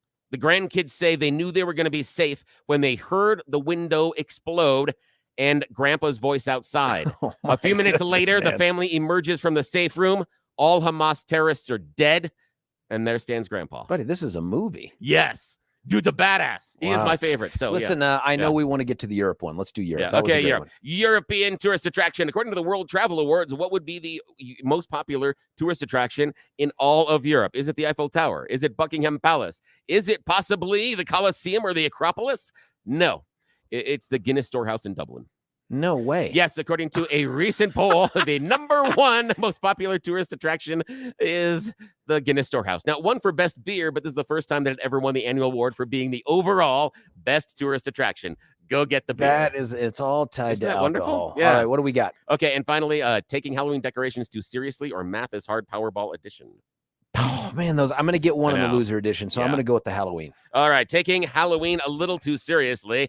This we go to Beaver Dam, Wisconsin. This is kind of a tragic story to end this hour with. Beaver Dam. A man in Wisconsin who's known by the neighborhood for his iconic Halloween decorations. Jeff Oman was up on his roof recently, making sure that he made everything absolutely perfect for all the kids. He often wore a skull-covered hat. He had a zest for life. He had a skeleton type of a skeleton like a vest that he would wear all the time, would do lots of parties. While he was setting up this year's display, he fell off the roof and died. Oh, no. Yes, so he passed away. So unfortunately, he took it too seriously. Now this Halloween, he's going to be a ghost. I thought you were going to say, like, dude hung himself in some lights or something, and nobody noticed. Yeah, they were like, oh, is this just what an incredible decoration? He fell off the roof. Oh. I know. And kaboom. So that's it. That's all I got time for. Yeah, that is the end of today's You Choose the News.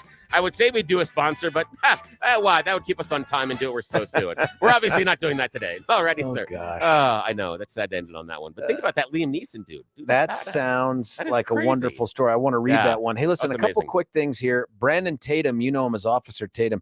He is going to be replacing Stephon Tubbs as early as November the 6th from the 4 to 7 slot. That's going to be super awesome. We'll keep talking about that. Hopefully we can get him on the show. And then when we come back, you heard her before, Professor Micheline Ishai. God, I'm going to continue to butcher that name. We're going to get caught up on all the super smart stuff from the Middle East, specifically Israel and Hamas. Stick around. It's George Brauchler on The George Show, 710 KNUS.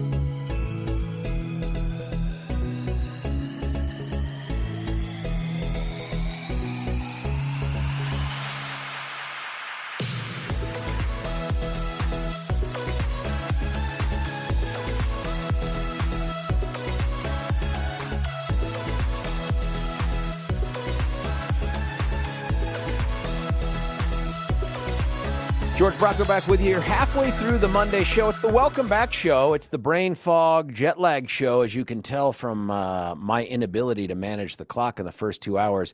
That will be unlikely to improve over the next 2 hours. But under the caption, got to be a Monday, got to be the first day back, our great guest for the 8 o'clock hour, Professor Micheline Ishai.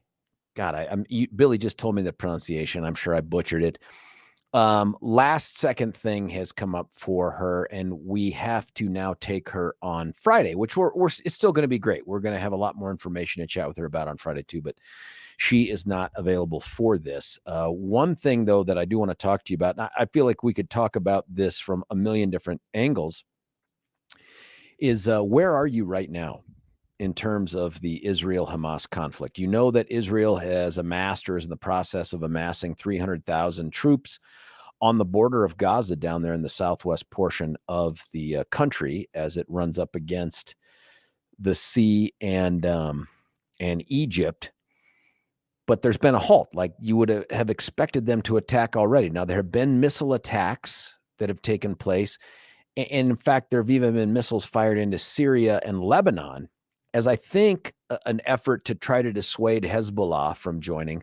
But that's a real possibility. And that's what I want to talk to the professor about too, is this thing on the verge of broadening into a much larger conflict? Because don't mistake Hezbollah as the Hamas of the North. That's not true.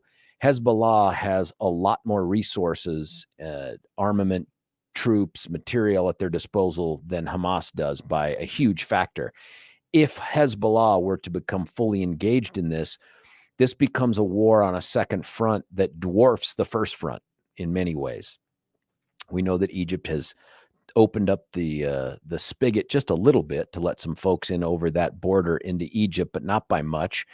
The most interesting thing to me, and I missed this, I just saw this, by the way, after we touched down from our trip over to the UK this last week for fall break. And that is, this is a Reuters article, about 100,000 protesters joined pro-Palestinian march through London. And the picture is incredible. It is incredible.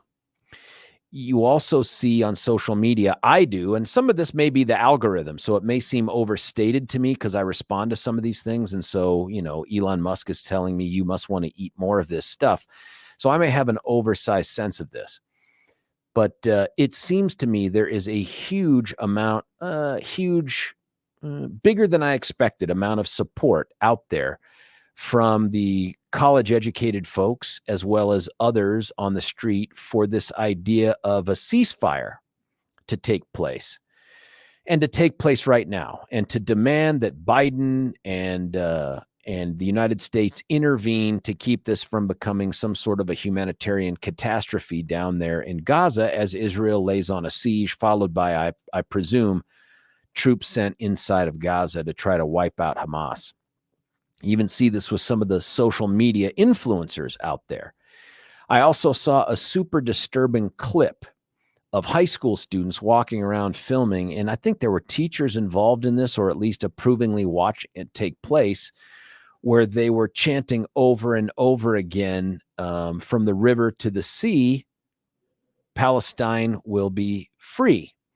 And this has become this chant of these people that suggest that they're being pro-Palestinian. But let me be clear about this. That is an anti-Semitic chant. The idea that Palestine will be free and have the space between Jordan and the sea, take a look at a map, folks. That is Israel.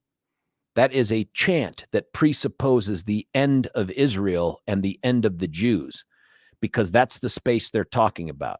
Palestine being free from the Jordan River to the sea, to the Mediterranean Sea. That's it. Game over. Getting rid of them. So when you hear that, either they know what they're chanting and they're anti-Semitic and anti-Israel, or they're morons. And so for the high school students, I presume they're morons. I presume they don't know anything about history. They don't understand what's gone on. But there is this growing effort for the United States to get involved to try to create a ceasefire. And I guess I'm interested to know where you are with this. This is all with the backdrop of we don't have a Speaker of the House. No Speaker of the House, no aid package voted on. There's no fixing the looming budget crisis with the funding of the government. There's no more continuing resolutions. Without a speaker, they can't do any votes like that. So we may know more by tomorrow. I think that's the goal by the speaker, whatever he's called right now. Is he the speaker pro tem or the temporary speaker, whatever? That cat has no powers to do anything other than to hold an election. But so that's being debated there. But as I watch the social media and the mainstream media unfold on this, I have a growing concern here that the tide is starting to be impacted, not necessarily turned, but impacted in a very anti-Semitic, anti-Israeli kind of a way here, certainly with the college crowd. And we talked about before about employers out there saying, hey, I've seen your social media activity being pro-Hamas, anti-Israel. We're not going to hire you. Well, I support that. I think that's great. Just be prepared for that to happen when someone's like, I saw your social media activity. You're a Trump person? Yeah, I'm not hiring a Trump person to work for me. Just be prepared for that too. But I'm okay with that. I don't think you have a right to be free from private sector judgment based on your publicized statements about your politics. That's just how it goes. Can you be discriminated against for the things that you put out there?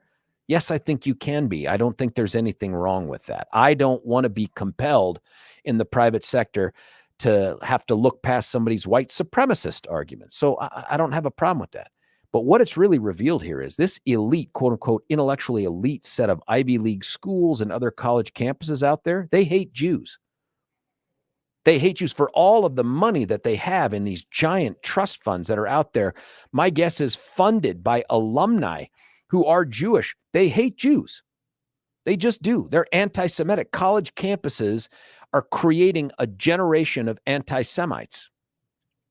What in the world is going on? So the broader question, and the one I wanted to explore with Professor Ishai, which we will on Friday, is where is this thing going and how much American support are we going to have to back the Israelis? Now, Joe Biden, and you can say what you want about Joe Biden as president, whether he should remain. He has taken for him, an extremely strong stance pro-Israel. And he has come out and said, I am a Zionist. I am pro-Israel. I am going to stand for Israel against these other forces. That's a big deal, man. That's not what you would expect. You would expect something more milquetoasty because the young people in the Democrat Party, they tend to be, at least based on what I'm seeing on social media and what the mainstream media reports on, very pro-Hamas and pro-Palestinian. I asked the professor, if you'll recall, over a week ago, is there a place in a civilized world for Hamas? And her very candid answer was, and it was after a pause, was no, there isn't.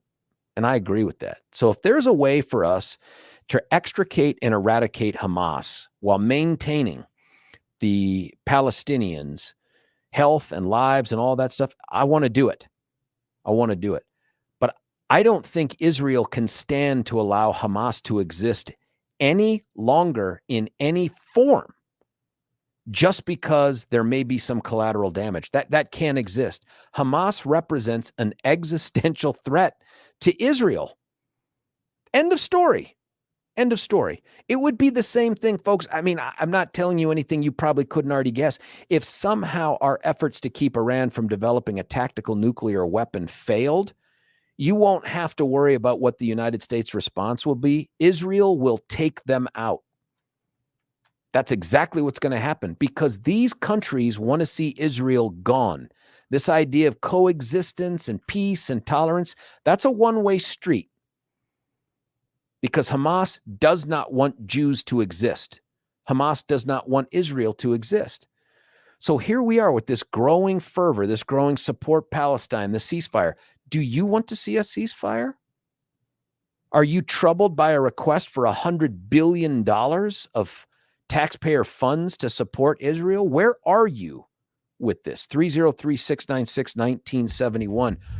I don't know if $100 billion is the right amount, but we cannot afford to not stand up for Israel. Can't afford it. There is no other solution that makes any sense. When Hamas is gone, let's have a conversation about what peace looks like in the Middle East. But this idea that we're going to be able to tolerate Hamas I don't know. How do you tell Israel that? Your next door neighbor professes that you don't deserve to live and that if given the opportunity, they would wipe you out and kill you. And oh, by the way, they showed up in your backyard and murdered some of your neighbors, kidnapped your kids, and killed your dogs. And now people are like, whoa, whoa, whoa, whoa, whoa, don't retaliate. Don't do anything to stop them. Let's talk about peace. Could you do it? I don't think so. How could you ever close your eyes again living next to that neighbor, knowing they're still empowered to do what they just did to you?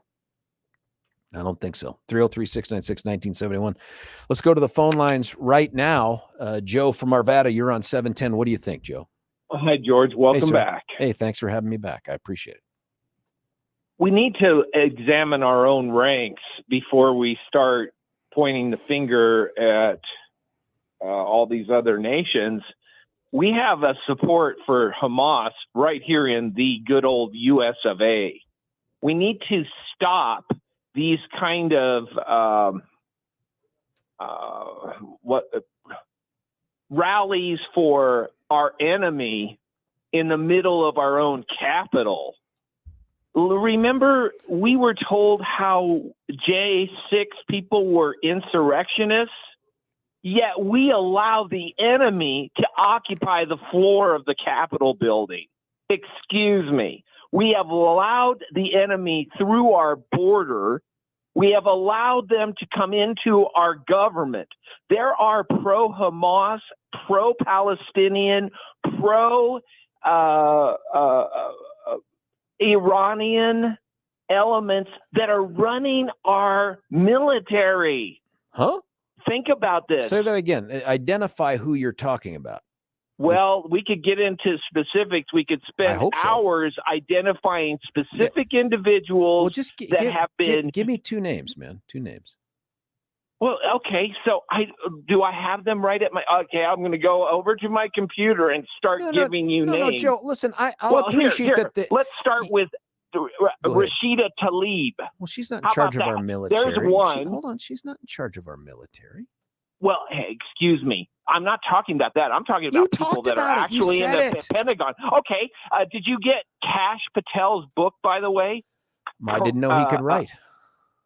Well, that's because you haven't decided to read. Does Kash Patel identify who in the military is pro-Hamas? Yes. Who? That's just the point. He does. Well, one of the reasons that he can't say is because that would put the finger, drop the hammer on somebody's head in the military, and that has to be done discreetly, George.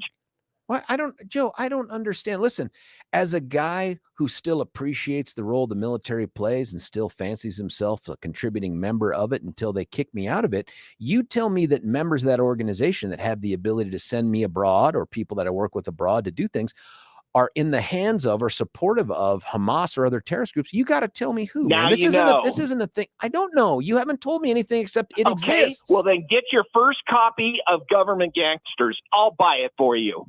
Okay, but you tell me he doesn't identify them either because it has to be a secret. No, here's the thing. He has their names. He just can't divulge it. One of the reasons why that not? the CIA... Is it a secret? Just a second. One of the reasons that the CIA would not allow him to print the book is because they were concerned about identifying their own members that are part of these problems. Yeah, I don't believe it. Joe, I'm sorry. I know. I just that's don't the believe problem. I just don't. Well, it's not the problem. The problem is, yes, it is. Hold on. You got grifters like Kash Patel who came out there and made up stuff. Have you had him on your show? No, Joe, I haven't. I'd love to have him on. Why don't you decide to do something intelligent? Why change now? But Billy could certainly reach out to Kash, but we'd have to begin with his ridiculous assertions that the president declassified all of these documents when he stuffed them in his pants. He may be the next director of the CIA. Holy God. Oh my God. Oh, well, yes. Thank you, God. Yeah, that's right. Thank God. Thank the holy God in heaven. That's right. I don't think he could be confirmed by the U.S. Senate, is what I'm telling you. I just we don't. You know what? Not this U.S. Senate.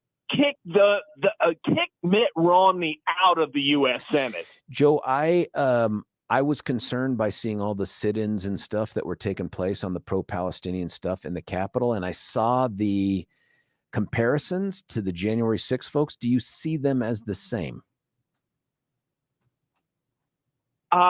People who will chop off little babies' heads, do I see them as the same? No. Well, the protesters aren't, Joe, but they're supporting the Oh, Palestinians and Hamas. Those perfect individuals. They're those not perfect. little I'm just angels. saying, what do you want to see happen to the people that came in and did that? I don't know if it was a sit-in. I don't know how they about called it, but what do you want? Deported. Well, what if they're Americans? I wonder how many of them are. Well, okay, I know, but I what if know they're Rashida Americans? Then what do you Tlaib want to is. see happen to them? What I would recommend is expunge Rashida Tlaib from the Congress, and then expunge? if she wants to do something for her people, go live with them. Man, is that really the Congress that you want? The one where if somebody says something unpopular, and believe me, I wholly disagree with Rashida Tlaib, 110%, that means we just banish you from the U.S.? No, how about banish them from our enemy from the Congress? Is that it then? Is that start? But Yeah. would the Dems be permitted then to do the same for Matt Gaetz and MTG and Lauren and the rest of them? Matt Gaetz is our enemy. Oh, Florida I'm just is saying, our enemy now. They could absolutely call him an insurrectionist supporter, an enemy of the idiotic. Well, yeah, I know it's idiotic, but would you support because that's what you're saying is I've determined that she's supportive of these enemies and I want her kicked out of Congress, and therefore they can't do the same thing to the people they disagree with. I'm just not sure that that's the model for government that we're looking for. Does she have to come in with a grenade? Yeah, listen, I'm no fan of the squad, man. I think the squad is bad for America. I also think those people were individually elected, and except for something extreme like we can't conceive of at the moment, barring them from serving after being elected, that's a challenge, man, because once you pull that genie out of the bottle, how do you stop it from affecting the people we do like in office? The real problem is the weakness of our opposition to expunge these elements from A, our government, B, from society. They need to be, yes, castigated from society. And I said this to Billy, we have people in our own ranks that are leading the marches for the Palestinian. And what I mean by that is, yes, our family members are leading the marches for the Palestinians. Really? Joe, do you distinguish between Hamas and the Palestinians? Like, can you be pro-Palestine but anti-Hamas? The same question was asked of the Nazi people who elected Hitler with a 90% plus election. No, if you didn't expunge him from your own ranks, don't expect us to stop dropping the bombs on Dresden. Yeah, but it sounds like what you're saying is they're all guilty. Like, I think Palestinians, whether they're supportive of Hamas or not, they have to wear, for purposes of this, whatever this military response is, they have to wear what Hamas has earned. Well, exactly like the Iranians that say, kill the Satan America, kill the Satan America. When that's your national expletive, then that is your lot in life. If you're going to live with the terrorists, go ahead, see what happens. Joe, should the Israelis take an approach with American backing to wipe out all Palestinians, or just Hamas, or neither? Well, I think the first thing to do is to remove Gaza, period. What do you mean? It needs to be removed. Now, what I mean by that is, if you want to stay in Gaza, be prepared to fight a war. If you're not going to stay in Gaza, go somewhere that are okay. Where do they go? Go somewhere that is pro your position. I would go to maybe Saudi Arabia. Let's go to Iran. Go there. See what happens. So you dispossess these people of their land, saying, "Listen, there's no room for you here. You need to go find other countries that will support you." And I asked the question with this follow-up, buddy. Isn't that what they're telling Israelis to do? There should be no Israel. This discussion goes back a long way. Yeah, I'm just saying. How do you respond to that? The Bible makes it clear that this land is not their land. Yeah, I understand, but there's no question that the that the world intervened in 1947 to create a state of Israel out of land that was held by others. That's true, whether it has biblical origins or not. They did that, right? So if what happened is the United States went ahead and declared what God had already declared, that it was their land. Yeah. Yeah. But is the answer then you just have to go find someplace else to live? But that's not the right answer for them to expect out of the Jews in Israel. No, here's what's the right answer. You have to go somewhere else to expect to live if you're going to live with people toting around rockets and grenades and chopping people's heads off. Yeah, it seems to me it's not all Palestinians doing that, man. It's Hamas, right? Oh, it's the Israelis too? I didn't say the Israelis. They're not doing that. I'm saying it's Hamas. Oh, okay. Well, if you're going to be an Israeli, be an Israeli. This is just like in America, brother. If you're going to be an American, come here to be an American. Don't come here and wave the Mexican flag. Joe, I tried to talk. Joe, thank you for the call, by the way. I'm out of time on this segment. But Joe, I told you I went through that same sort of thought process, and I want to be open-minded because I do believe the First Amendment tolerates so much more than we are willing to acknowledge today, because we just feel like if you say things that piss us off or offend us, we should be able to stop you. And it's like, no, that's not what the First Amendment means. But, my epiphany, if you will call it that, it was a smaller epiphany, whatever that's called, was when I showed up in New York City trying to make my way to the New York Library. And I'm telling you, Fifth Avenue was shut down forever and for hours and for blocks with these Polish pride parades. And I wasn't offended by that, but it did make me think these people weren't flying Polish and American flags. They were very patriotic, don't get me wrong, but most of it was the red and the white and the shirts and Polska and all this other stuff. And I thought, okay, now I get it, man. And then these people go back and they're Americans the other days of the week and the year and all that stuff. And that's what we need to be encouraging, not discouraging people from honoring their heritage or whatever country they come from. And that's why I don't want to bleed Hamas into Palestinians. But I'm telling you, the people that are out there cheering with Palestinian flags, what Hamas did, make that really hard, make it very difficult for me to get there. I'm sure that we're going to get answers to this when we come back from a break, because we have Bamba on the line. And Bamba, I promise we're going to give you your opportunity to have a conversation with us when we come back. I cannot cut away, though, legally, probably more internal legally, without telling you about our buddy Gay Ribble and the Empower Home team. You remember that awesome interview we had a couple weeks ago? If you didn't hear that podcast, you got to go back and listen to it. She's a superstar. She's a truth teller. And the trust issue is big with her. She will just be candid about the state of affairs with whatever community you're trying to buy in, the house you're trying to get, the value of your home. I love that. That's what makes me want to use Gay Ribble, and I think it will get you to feel the same way too. According to the Wall Street Journal, that's right, the big WSJ, Gay and the Empower Home team are ranked #1 real estate company serving the Front Range area. That's the Wall Street Journal that says that. They also have 8 jillion 5-star Google reviews. Here's one. You want someone who's dedicated and driven? Then Gay Ribble and the Empower Home team is the right choice. They work hard every day to bring their clients top dollar, as well as treating them like their family. Give them a call to get all the details. I'm telling you this. 833-301-SOLD, 833-301-SOLD, or as always, you can call khasthebuyers.com.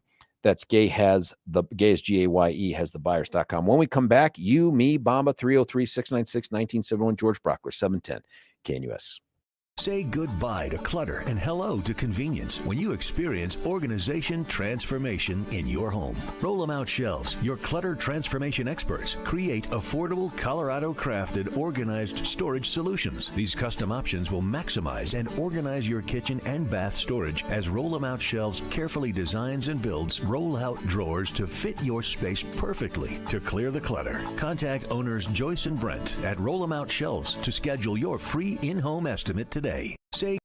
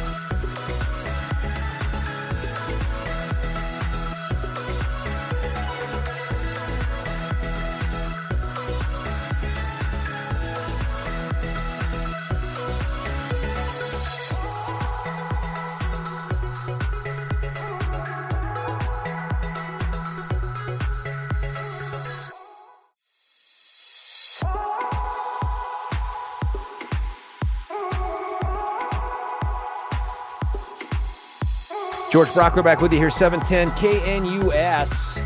Talking Israel and Jordan, where are you with this thing? Should there be a ceasefire right now? Under what conditions? And what does the future hold? I'll be honest with you, folks.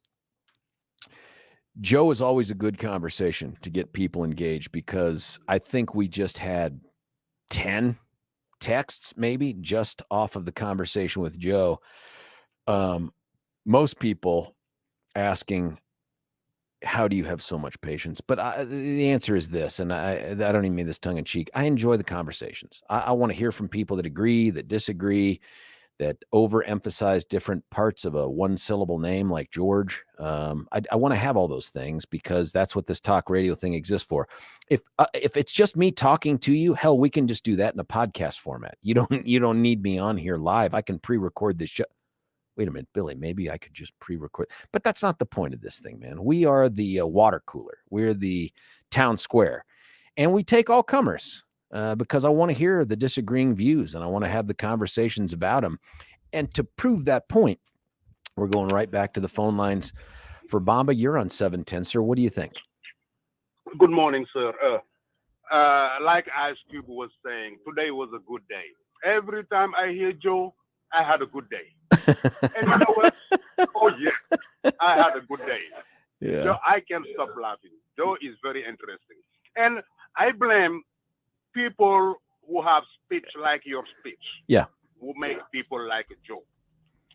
If you say free Palestine means kill all Jews, it is dangerous. It's very, very, very dangerous. You remember, before 1948, Palestine was free, with Jews, Muslim, and Christian living together peacefully. And do you know the Zionist plan? The Zionist plan is to take over the whole part of the Middle East. If you are really informed. What? What is the chant that you hear them saying that makes you think they want to take over the Middle East? Oh, so you got to go back and learn. You got to go back and do your research. That's the plan of Israel. How come Israel doesn't have no borders, no constitution? They do have a border. What How? are you talking about? No, they don't. They don't. They do have a border. They don't have borders. They don't have constitution. And if you don't have borders, you don't have no constitution. They have a road map. They have a road map. No, George, you need to do some research. Believe me. Man, listen, you're going to have to point me to the things that they've done that show you that they want to take over, let's say, just their neighbors. Egypt, Lebanon, Syria, Jordan. Tell me what they've done to show they want to take them over. Let me tell you something. Yeah. Golda Meir, in 1928, Golda Meir and her family. Golda Meir is from Ukraine. In 1921, they moved to Palestine as refugees. And she got a Palestinian passport, and she did brag about it. I'm a Palestinian. I have a Palestinian passport. And history taught us what she did to the Palestinian. How many Jews are against the Zionists, against what Israel is doing? Do you have any idea? I don't know the answer, but can I get back to this other thing? You brought up this anecdote that I don't know if it's accurate or not with Golda Meir, but let's be honest. Golda Meir, hold on, she's from Ukraine.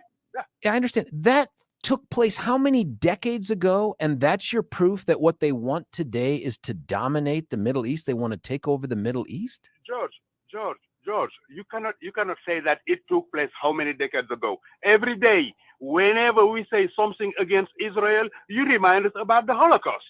How long has it been? Well, hang on. That feels a little bit different, right? Like there has been hold on. There has been an effort to wipe off the planet Earth Jews, to exterminate Jews. That's legit, right? That's within the last century, easy. So that's kind of a little bit different than Golda Meir took a trip once, or somebody, we disagree with how the Jews approach this one thing. Mike, let's just back up a little bit. When you hear the phrase or say the phrase Bamba, do you agree with that chant that we hear from the river to the sea, Palestine will be free? Do you agree with it? And tell us what it means to you. This is exactly the Israelis plan. I mean, the Zionist plan. I'm just to take asking you, over- man. go Do you all ever the say way- that? Have you ever said that in support? Like, do you ever chant that? Do you agree with it? Free Palestine? Nope, not free Palestine, buddy. From the What? river to the sea, Palestine will be free. That's what you hear more and more at some of these protests and these rallies. Do you agree with that sentiment? George, are we in a free country with free speech that Yeah, allows people to express their Yeah, mind? I'm asking you if you express that view and agree with it. From the river to the sea, what does that No. mean? No, they can say whatever they want. What do But you what I'm say? talking I'm about asking what you is say. the Palestine land like it was before 1948, where everybody can live together peacefully, and not what Israel is doing. So you want Israel to against that. end. You don't want there to be an Israel. George, you're not hearing me. No, I'm asking you. It's I not said- that I'm not hearing I you. I'm said- asking you questions and you're not answering them. So when I I ask said- you, do you support the sentiment behind from the river to the sea, which you and I know means from Jordan to the Mediterranean, which is the space Israel occupies? Do you agree that that should be eradicated? Every land occupied by Israel should be.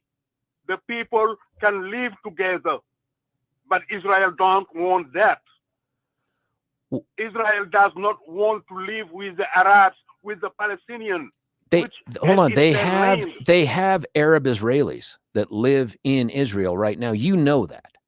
How about the other? In fact, I'm almost positive they have Arab Israeli members of the Knesset. Not too many. Maybe Well, two but or they one. but buddy, you're suggesting that they don't want Arabs, they don't want all this. Tell me where it is they have Why? taken steps to eradicate Arabs from inside Israel. Tell me where they've taken steps to I take mean, over. Go ahead, man. The George, land around them.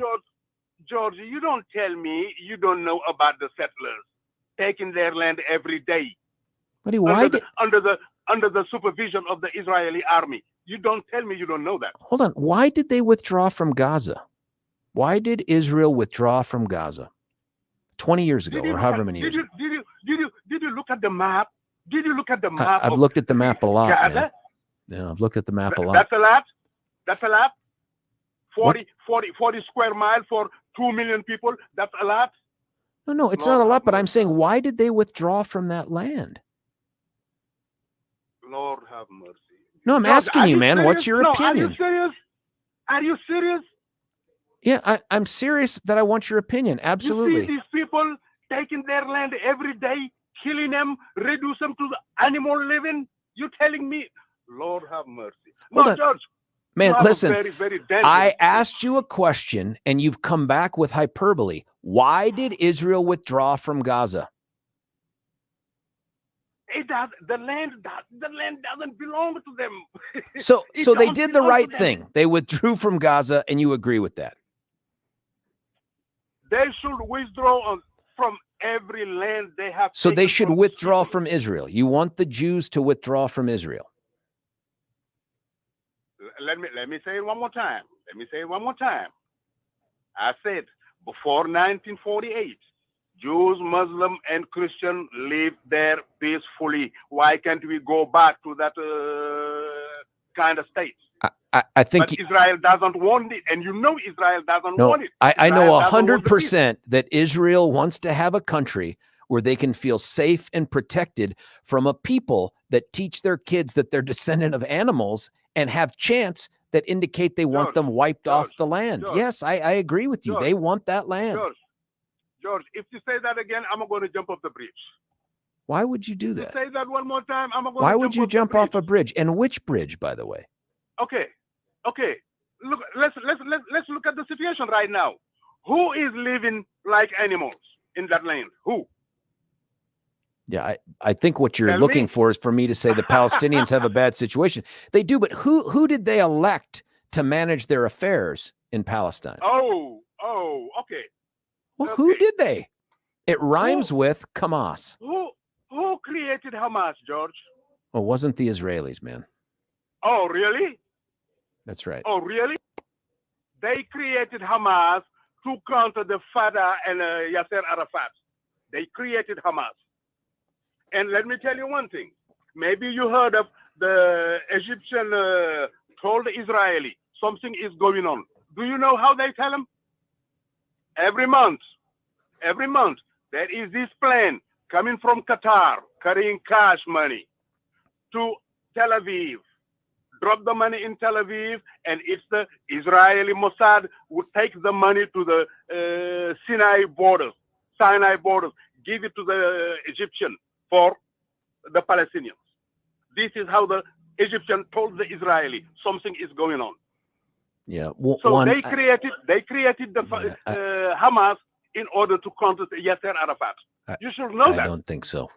I disagree with you. I also disagree with the idea that they lived in peace before 1948. I don't believe that either. I think in light of what took place with this genocide of Jews that took place in Western Europe, largely Western Europe, but not exclusively so, the idea that they would find the land where they have historic, even biblical connections to it, that to me, hold on, man. That was an effort by the world to provide them that small strip of land where they could feel protected and start a country. Keep in mind, that place that Gaza has down there, that's not predetermined to suck. It's not predetermined to not be able to thrive economically. But when you turn control over to Hamas, their focus isn't how do we make things awesome in Gaza? It's how do we make things horrible for Jews and Israel? And when that's where you spend your resources, your limited resources and your time, that's the kind of a place that you create.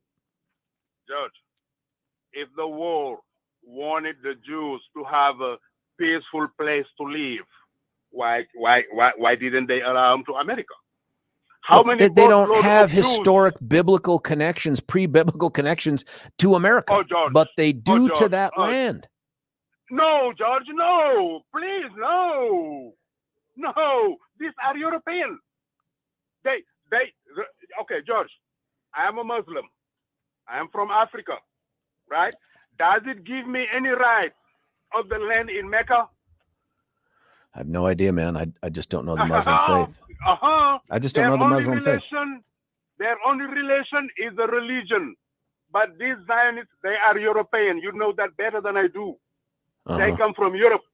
They don't have no tie to that land if it's not the religion.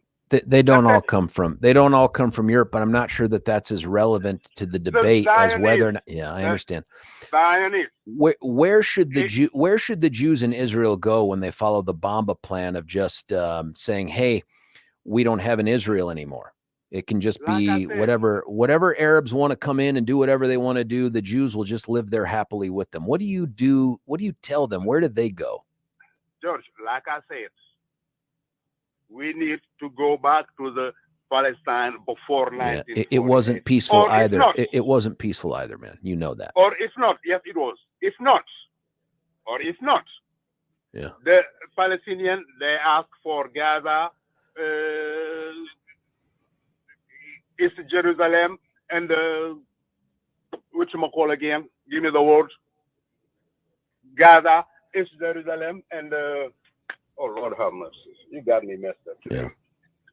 That's what the Palestinian wants, and the Israeli can stay in their part. Hold on. But Palestine and Hamas are pretty clear. What they want is the end of Israel and the end of the Jews. That is what they want. And your suggestion is, yes, we can end Israel, but then we can all have a giant Middle East kumbaya moment where we flit around like we did in this mythical Bomba created fantasy world where it was all peaceful pre-1948. That's not going to happen. You and I know it. And if you're Israel, why in the world would you believe that in light of what just happened? What just happened? Are you kidding me? You talking about the Hamas with the paragliders, with the raping, murdering, kidnapping, beheading baby thing? That thing just happened. This is what they've been doing since 1948.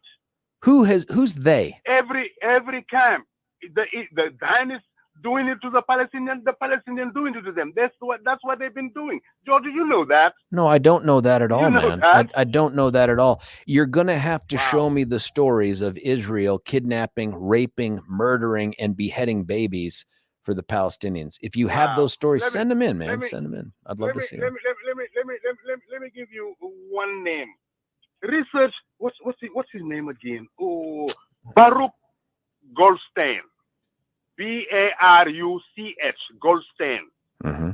Google that name. And what's it going to tell me? An Israeli colonel in the army. He was also a doctor here in America. This guy went to Hebron on a Friday during Ramadan. People praying in a mosque. He shot 155 people, killed 29 of them in the back. A colonel of the Israeli army. When was that? Same thing. 88. I was in 88, I guess. And then what happened? Guess what? Guess what? They have a monument for this guy. Huh? Yep. They have a monument for this guy. A colonel of the Israeli army shooting, killing 29 people in the back while they're praying. What do you call that?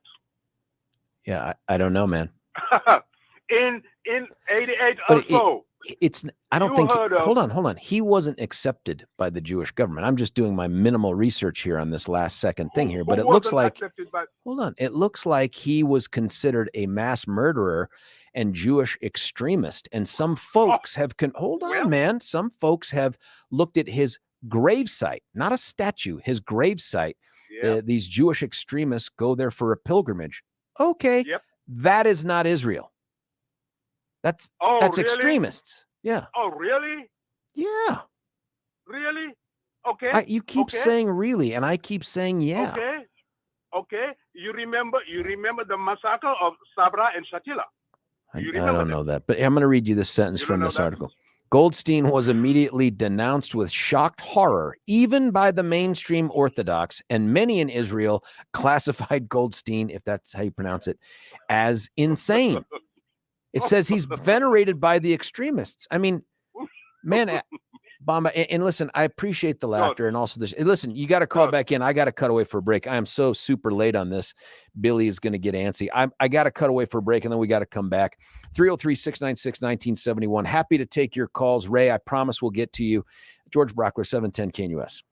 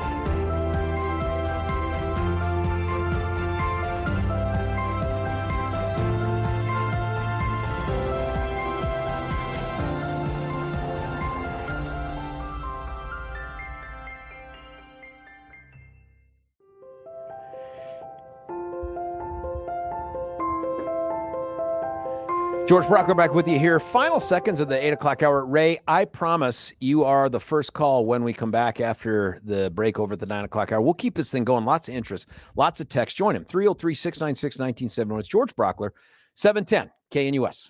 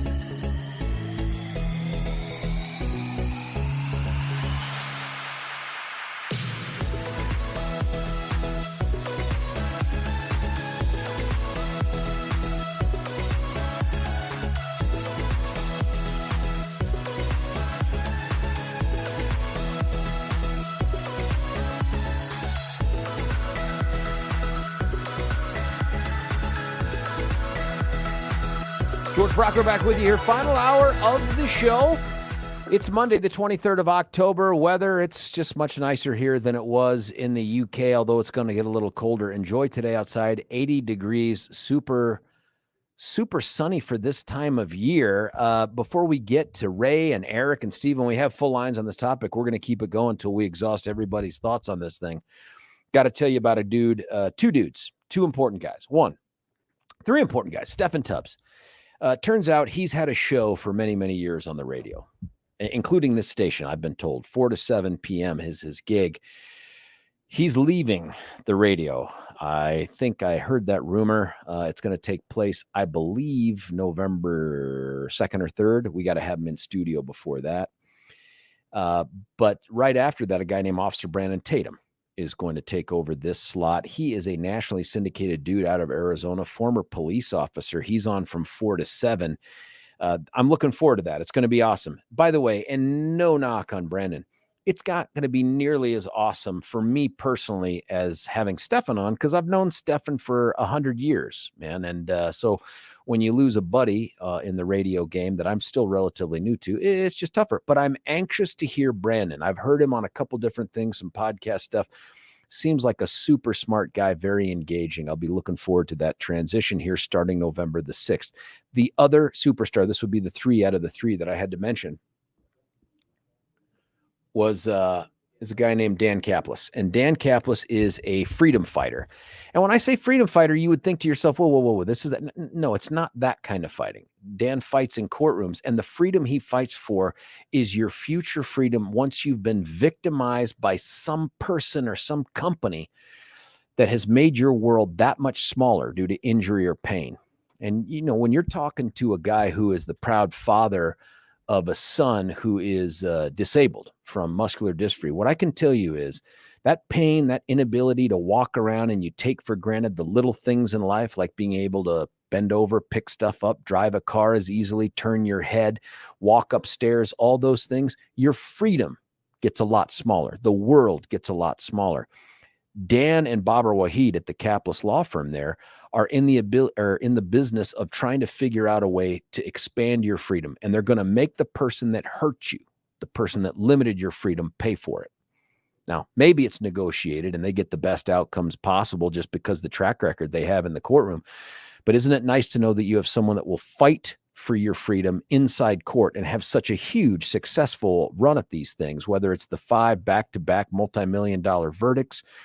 Feels like Dan every other week is in court fighting for someone. If you want him to fight for you, you just got to call him 303-770-5551, 303-770-5551, or you can check him out at dancaplis.com. That's Caplis, Caplis, law.com. Now, before we get to Ray here, we've been talking about Hamas and Israel and Palestine, and where are you with this thing? What do you want to see happen? We hear increasingly loud, maybe not numbers in America, but they're out there clamoring away for a ceasefire. Now that Israel has suffered its greatest loss of Jewish lives since, the Holocaust, now everybody's out there screaming, ceasefire, ceasefire. The poor Palestinians and apparently poor Hamas had conversations with Joe from Arvada, yes, that Joe, and Bamba. And I appreciate the conversations back and forth. But, and Bamba, respectfully, man, it will never be persuasive to hear, oh, you believe that? Oh, you believe that? You really believe that? I will always believe the things that I say unless I couch it in terms of I'm not sure. I didn't do that with you. But I want to hear these other views out there. Ray from Denver, you're on 710. Ray, I can't thank you enough, man, for the patience of hanging on through the top of the hour. Thank you for that. What do you think about this? Hey, no problem. I like to respond to that Obama guy who's always calling in and defending his Muslim brothers. Yeah. And, I think his name is Bama, B-A-M-A, and you've been calling him Bamba. Like, well, when I say that, just because if I'm doing it wrong, you're right to point it out. On my call screen, it's spelled B-A-M-B-A. So if I'm missaying that, that's just what I'm being told. So thank you for clearing that up for me. Okay. Well, Peter Boyle's always calls him Bama. Okay. That's his yeah. name. But he's so concerned about his Muslim brothers all the time. Doesn't he realize that the Middle East used to be a combination of Jews and Christians living together peacefully before the Muslims invaded, raped, pillaged, murdered, enslaved their way up into the Middle East and over east into India, causing India to divide itself into Pakistan and India. That violence is still going on. They moved into Europe. It took the Europeans 800 years to kick them back out of Europe. If it hadn't been for guys like Charles Martel of France and John Sobieski of Poland, John Sobieski defeated the Turks in Vienna. Charles Martel stopped the Muslim invasion up into France. If it hadn't been for those two guys, you and I both would be praying 5 times a day to Mecca. And look at Africa. They swept into Africa, and there's still violence going on. Most of the violence going on in Africa now is because of Muslims attacking Christians. It's happening in Sudan, happening in Niger, happening in Nigeria. I mean, what does this guy want? I know what he wants. He wants Muslims to take over the world because that's part and parcel of Islam. Well, what's the answer then, Ray, when you hear, if it's Obama talking about that, and this idea that I don't believe it, but this farcical idea that, hey, we can just do away with Israel and then everybody can just live together in harmony the way it was pre-1948. I don't believe that's the history of that area. And I also don't believe that's a pragmatic outcome or a realistic outcome. But for you, what's the right answer? Here we are. We've had this big massacre that took place on October the 7th. Israel is poised to try to wipe out Hamas. There's obviously going to be ongoing collateral damage in the form of Palestinians who did not participate in the Hamas attack. What's the right answer here? Is it the ceasefire, or is it nope, Israel needs to push on? Well, first of all, when people say that before Israel, people lived together, Christians, Jews, and Muslims lived together peacefully in the Levant, that's only because the Jews and Christians were dhimmis. They were second-class citizens. The Muslims oppressed them. That was an imposed peace. They didn't have any choice. Now, my solution is that the Jews were there first. They were the ones who invented the God of Abraham. So they deserve to live there. Now, if the Muslims can't accept the fact that the Jews were there first and need to be there now, then they leave. Why don't they leave? Why don't they go back to Saudi Arabia, where they came from? So, yeah, my solution is for Israel, and they have a right to exist, basically, in this period. I'm sorry, Ray. I didn't know if you had something else. Let me ask you about that, though. Is there a scenario where Israel can peacefully coexist with the rest of the Arab Middle East, including Palestinians who would occupy Gaza and whatever else is going on in the West Bank? Is that possible, or are you at a place where you're saying, no, you guys need to move on? And that's Joe's position. Joe's position, in essence, is, even for America, is if you disagree, you don't like it, go live somewhere else. Well, we did have a chance when Trump initiated the Abraham Accords, because things were going pretty well. You had 4 Muslim nations who signed peace treaties with Israel, and then the United States foolishly voted the man out of office. Now we're back to a war situation. Well, that may have been a momentum starter, but those were small countries. I mean, getting Saudi Arabia on board would be significant, but we just weren't there. And I don't think we're going to get there now, not during this period of time. It's hard to imagine in my mind how this thing resolves peacefully. I don't think, one, Netanyahu was on the ropes to begin with, right? I don't think he can survive not taking forceful action to permanently eradicate Hamas. I think if that happens, he's gone, and they're going to bring in a prime minister who will. But beyond that, how does this thing get fixed? And let me ask you this last question too, along those lines. I'll give you a chance to answer, Ray. Is there a scenario where you would support American boots being on the ground to support Israel through whatever happens, whether it's with Hamas or Hezbollah or whoever else? Well, if we're drawn into a war with Iran, we would have no choice to go in. Go in where? To the Middle East. troops. Yeah, that's geography, man. I worry about Is that. I don't want us to be at war with Iran. I don't. Well, neither do I. But is it our choice or is it their choice? Well, I guess it's on which side of the table that you're sitting, right? Because, you know, if their answer is you've got to pull the leash on Israel, and that's how they view it. You got to pull the leash on Israel and keep them from moving into Palestine. But I look at this from, you know, Israel's standpoint too, which is, how could you ever again trust a Hamas in power or in existence after what happened? How could you ever go to bed at night and close your eyes knowing that that organization, which exists for your eradication, is out there still hanging out, planning whatever that next coup is? I don't think you could do it. You wouldn't do it if it was your next door neighbor, Ray. You couldn't live like that. You would either move or you'd find a way to make them not a problem anymore. Well, it just appears that war is inevitable. Oh man! Oh boy, Ray, I hope you're wrong. And Ray, I appreciate the sentiment on that. Thank you for the phone call and the patience. But Ray, I hope you're wrong. I hope war, and by that I should have asked if you meant, is that war where we're involved beyond just providing support, either financial or otherwise? I don't want us to have boots on the ground over there. That's not a good thing. Something that is a good thing though, and Ray's line is open, 303-696-1971.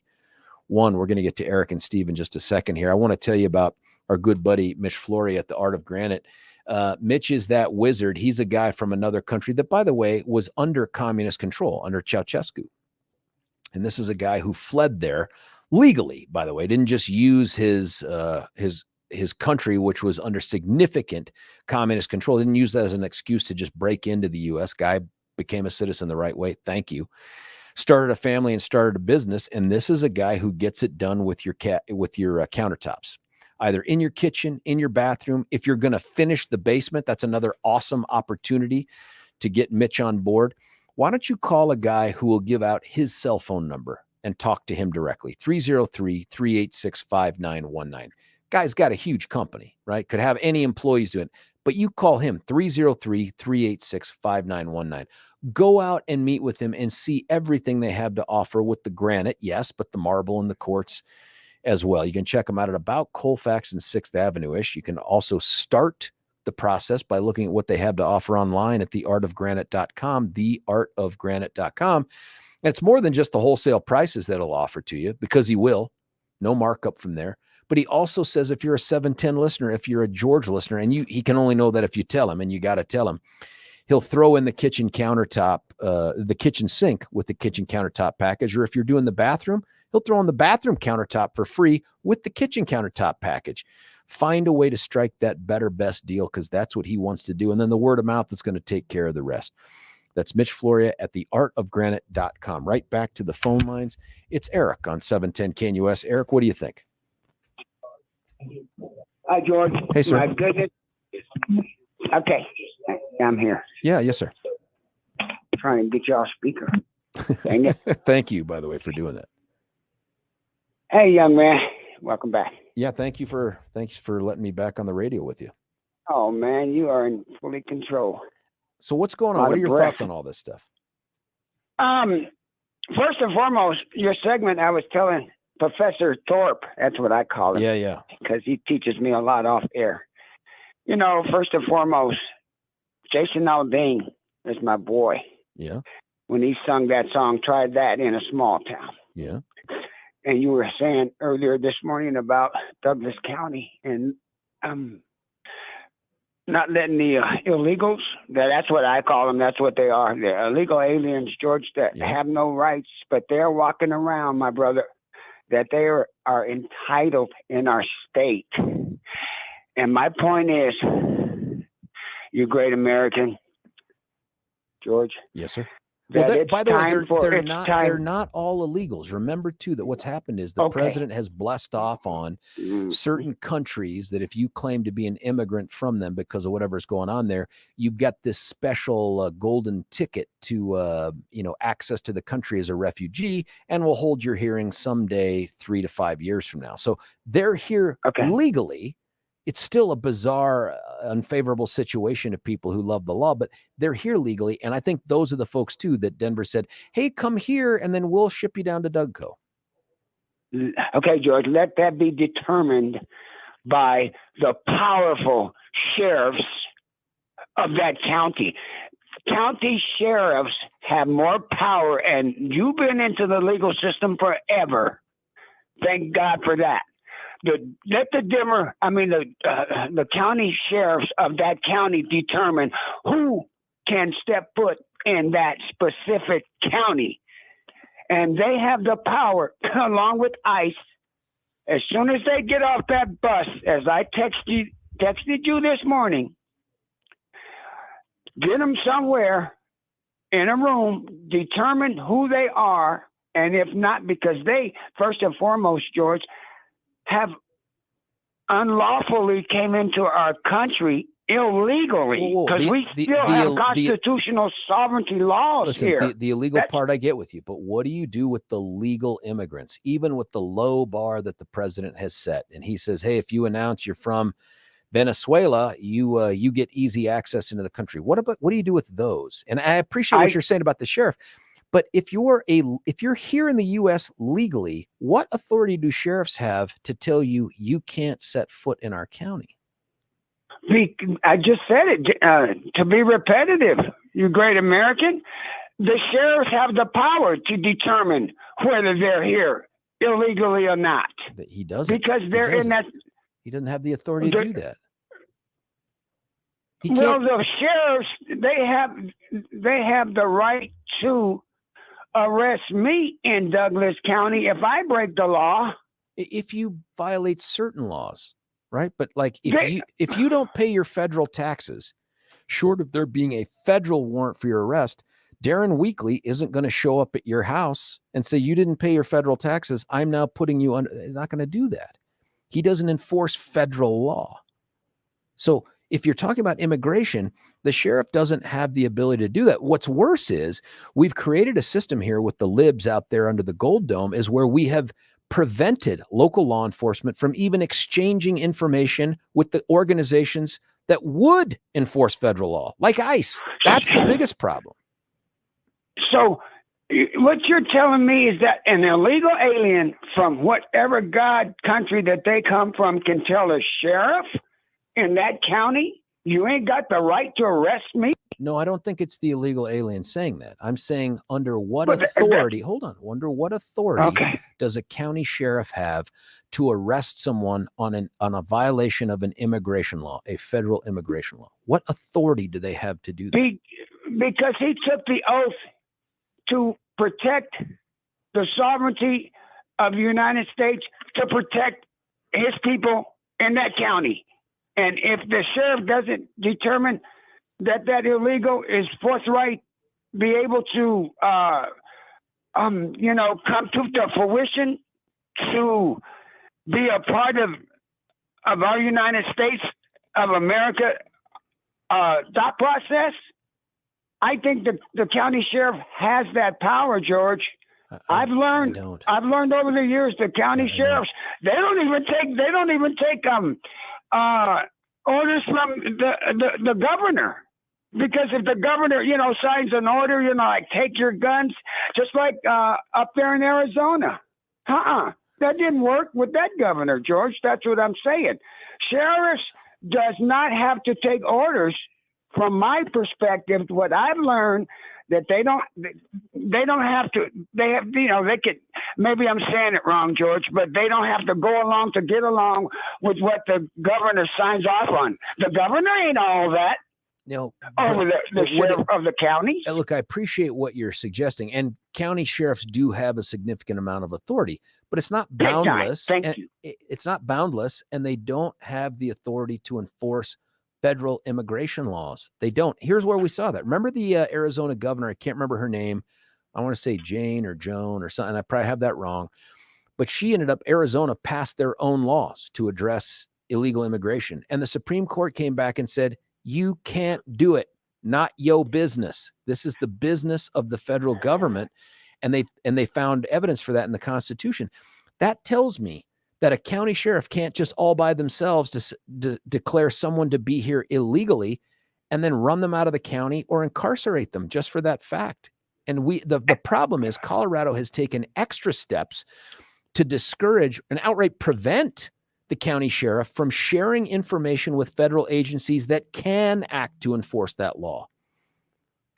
George, as you know, the county sheriffs can get his deputies to close up shop, and they could sit in the polling area to monitor that the voting system is going, A-OK. You know that for a fact. I don't have any problem with the idea that the sheriffs can protect an election system that is run by they can monitor that. By the way, it's run by the county clerk and yes, recorder. That's that word, my brother. Yeah, my county, God, that's in right. the county, they got that power. The sheriffs have more power than I thought that I learned to know. But they are very, very powerful. It doesn't extend to dictating who can and can't be in the county. They don't have that authority.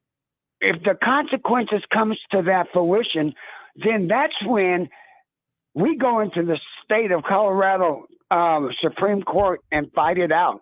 This is about we the people, George, as you know.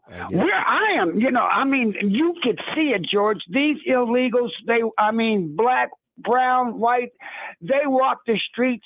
I'm telling you, my God in heaven, because I be all over these streets selling my burritos, George, and they think that they're the cat's meow, that nobody tells them what to do, and they demand, George. The language that they speak is insane. It's good in their sense, but they demand now, George, that they get an interpreter, and us American United States citizens, we don't have to bow down to them. No, I'm just telling you, because you got young babies, you got young kids. I'm not suggesting we have to bow down to them. I'm just saying that we and conservatives should cling to this.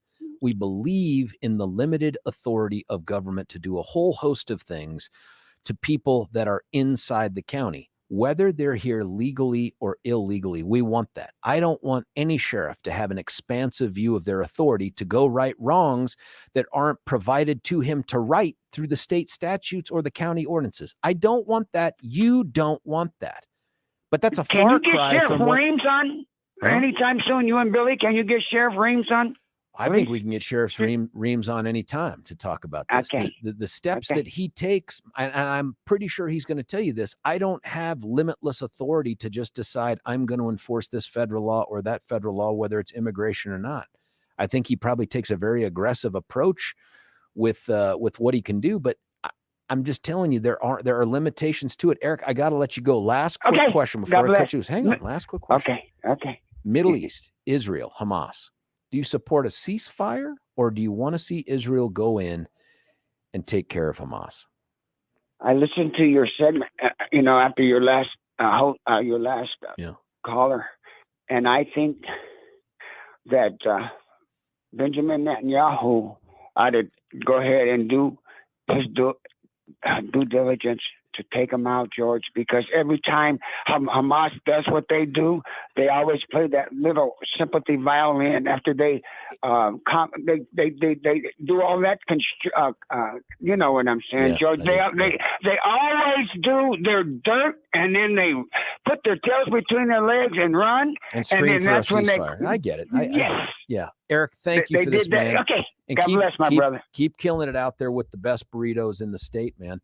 That was Eric Manning. I'm going to cut away for a break. Steve, I promise you are the show when we come back from a break that I am duty bound to prevent taking until I tell you about our good friends at QC Kinetix. These are the folks that I am likely going to have to call after Sunday when I do this ridiculous Marine Corps marathon coming up this Sunday. And I foolishly booked a flight back after the run.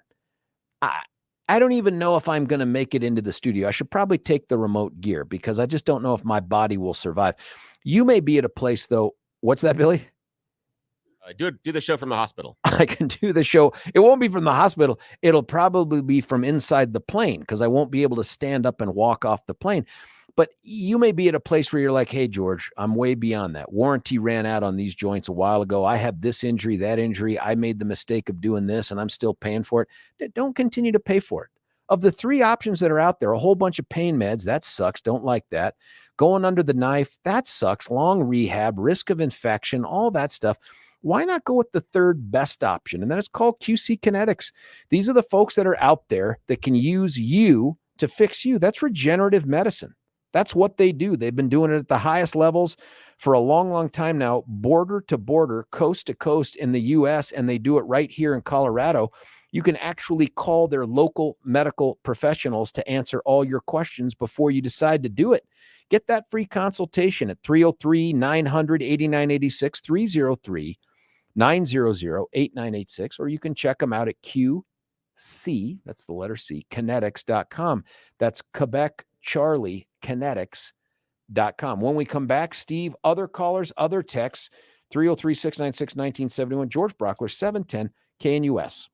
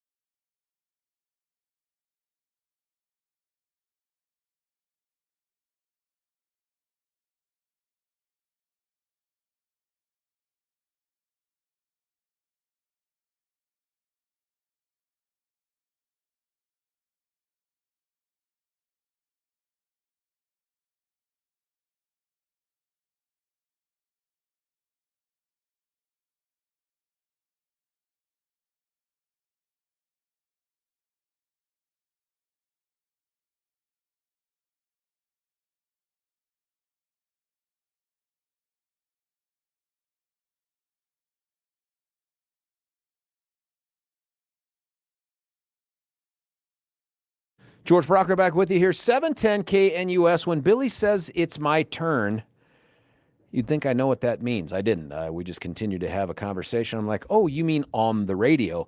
That's true. We're back, and that means we go right back to the phone lines. Steve, you have been super patient and have fallen off a couple times, but called right back in. Steve, what do you think? Hi, George. This is a sensitive time, obviously. Yeah. But I don't think this Israel situation is that complex. Hamas or Hamas, whether you view them as a government or a faith, both in their principal documents, in their stated principles, are that one of their objectives is to eliminate the Jewish people from the state of the earth and from Israel. This is not an opinion; it's a view. It's a fact. This is something written down. You're saying that's in some doctrine they have. Yeah. Okay. Yeah. Exactly. And I think we should support. I think Israel should go in forthwith. They need to stay there. They need to complete the entire eradication of Hamas. To the extent there are civilian casualties, that's unfortunate. But that did not happen because of Israel. It happened because of Hamas trying to eliminate them from the face of the earth. We need to stand with our allies. And unfortunately, the true intent of Hamas is not being I'm not saying you, but it's not being discussed in all of these, the discussion around, that we hear about. So that's my 2 cents. One other thing, yeah. In 1983 or 84, my colleague, mentor, co-worker I lived out there, and I went to see him in the marathon and Marine Corps. My job was basically to, fortify him at, various locations. I didn't dare run. So good luck out there. It's a beautiful time of the year. Buddy, I'll need it. I'm just not convinced. At one point I had thought to myself, I can put in the miles that I'm going to get under 4 hours for my first one, which is good for me. There are some folks out there that would be like, hey, that's not going to, but now at this point, I just want to finish, and I want to finish without walking. And even that standard, some people are like, that's dumb. People do the run walk thing. And I'm like, yeah, but I just want to complete it and have some pride in how I did it. And then I've already had other people say, well, hey, you're going to do this marathon. What about this one? I'm like, whoa. Let's see if I survive this one. And if I do, that's why I picked this one. If I was ever only going to do one, this was always going to be it, right? Because it's, it's the Marine Corps Marathon, man. It's legendary. It's fantastic. And it's open to all comers. You don't have to qualify for it. You just have to be foolish enough to sign up for it. So what about my Israeli comment? Well, I do want to ask you about that. Is there a limit to what collateral damage you think would be appropriate, and what steps do you think Israel should take in order to minimize it or to prevent it? Like, part of me wonders if this ceasefire isn't an effort to try to assuage those voices that are calling for a ceasefire, the delay that they have in the attack, to provide a greater opportunity for more Palestinians to flee the area. And is that even the right answer? I mean, we're talking going, I think at some point this turns into a door-to-door thing, doesn't it? I mean, how do you conduct a war in that stretch of land, going door to door with people who are committed to your death? Well, I just support the complete extermination. The alternative is unthinkable. And unless this is done right and completely, it'll rear its head again. It may not be called Hamas, it may be called something else. But you have to draw the line. You know, all the principles, never again, all the resources, America ought to stand with them. I think General Petraeus, either about this or something else, was talking about you, and you know this better than I would, but you clear, get rid of them, you hold, so, you know, another crackpot country doesn't take over, and then you build. And, you know, basically the doctrine of World War II. So I think you have to do those three things. I worry that we're at a place now where the setback for the idea of this coexistence of this peace in the Middle East, it's been set back so much, and I'm not blaming Israel for it, that I just don't know what the next stage of this is. Like, let me ask you, Steve, let's say they're able to go in, and over the course of, I presume it's going to take many months, maybe longer, to finally eradicate Hamas. Let's pretend for a moment you can keep the rest of the Arab world at bay while there's going to be all of these videos, and the Hamas and Palestinians very good at the social media, showing all of these quote unquote atrocities, more of this made up stuff about the bombing of the hospital and the murder of the 500 and all that other stuff.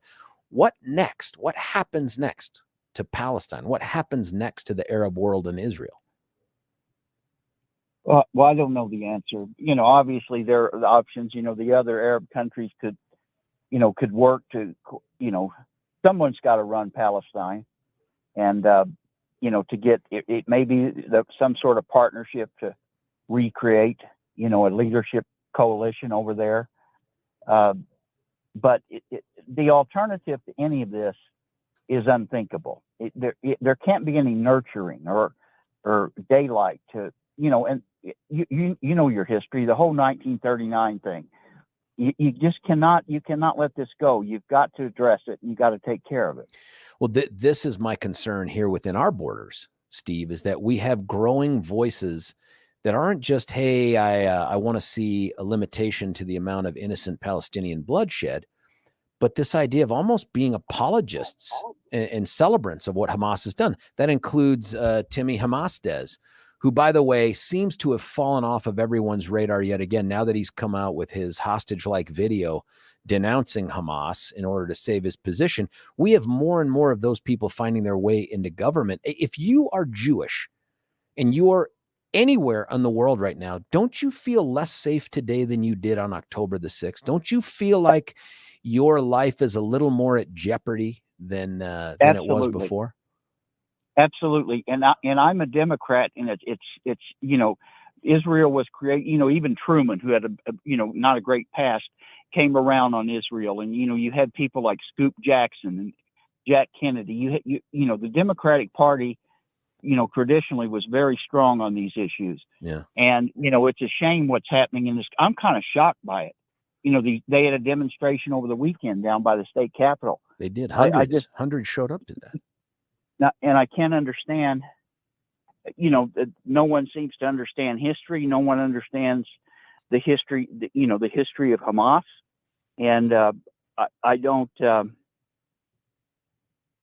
it's shocking. Absolutely. You saw what happened in Detroit to the woman who she was head of a synagogue there, 40 years old. Yep. Stabbed to death, I think. Well, there was also that horrible story about that landlord that came in and stabbed the Muslim kid to death. So it's not all one way, but good God, man. I mean, all of these things over historic gripes, grievances, and disagreements and stuff that have turned into something. I just don't know what the light at the end of the tunnel is. But Steve, I appreciate you calling in and your thoughtful analysis of this. I think you and I are in the same boat, though, and that is, don't know what's next. I mean, in many ways, I feel like Matt Gaetz.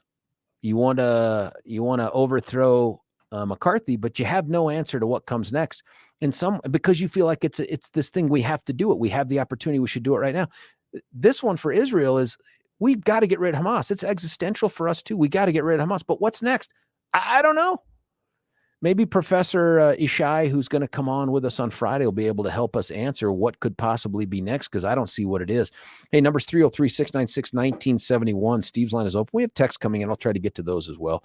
Can I please brag on my dentist for a moment with you? That's my friends, Drs. Richter and Schneider at Twin Aspen Dental. Now, I got cheated out of seeing Dr. Schneider because I came in on her last day of maternity leave. So I've not yet got to see the pictures of the baby or got to catch up with her on any of the mom stuff. First time mom. But I did get to catch up with Dr. Richter, who I believe, in honor of Dr. Schneider returning to the office after 12 weeks, took his family on a Disney cruise. I'm anxious to catch up with him as well. But when I tell you that, that's not to brag on their skills, which are great. I wouldn't trust my mouth to just anybody. That's to tell you, that's how you get to know these people. You get to know them on a family first name kind of basis thing. And that is, they care about you beyond just the fact that you're in there and they can bill your insurance for an office visit. They actually care about the community that they serve. And so if you're looking for a new dentist, maybe if you're not even looking, but you're like, you know what? I've listened to George brag on these people for far too long to not give them a shot. I'm going to take a knee from my dentist. My next cleaning, I'm going to go to the folks at Twin Aspen Dental Center. That's what you need to do. Go check them out at twinaspendentalcenter.com, twinaspendentalcenter.com, or you give them a call and make that appointment right now, 303-841-7466, 303-841-7466, conveniently located right there at about Stroh Road and Parker Road. You can get to it northeast, south, or west. Doesn't matter what part of the area you're coming from. It's worth it. That's Twin Aspen Dental Center. Hey, when we come back, we're going to get to your calls, your texts, and wrap up the show. It's George Brauchler, 710 KNUS. Say goodbye to clutter and hello to convenience when you experience organization transformation in your home. Roll them out shelves. Your clutter transformation experts create affordable, Colorado-crafted, organized storage solutions. These custom options will maximize and organize your kitchen and bath storage as Roll them out shelves carefully designs and builds roll-out drawers to fit your space perfectly to clear the clutter. Contact owners Joyce and Brent at Roll them out Shelves to schedule your free in-home estimate today. Say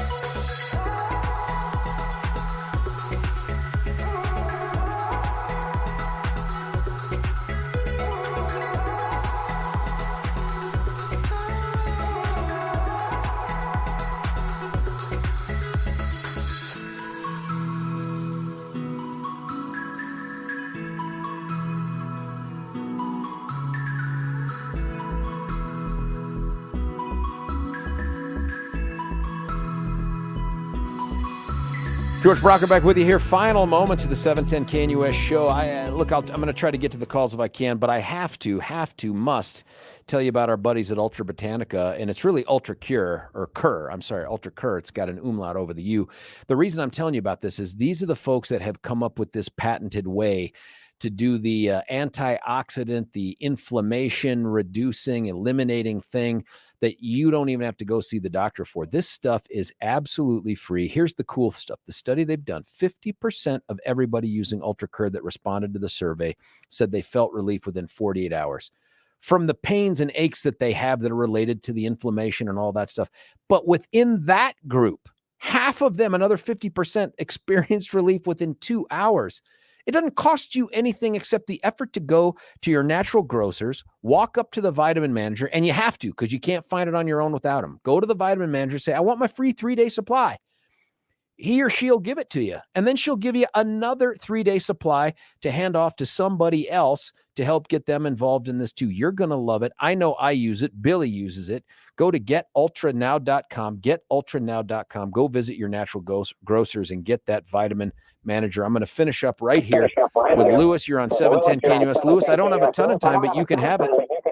Okay. Here's the steps.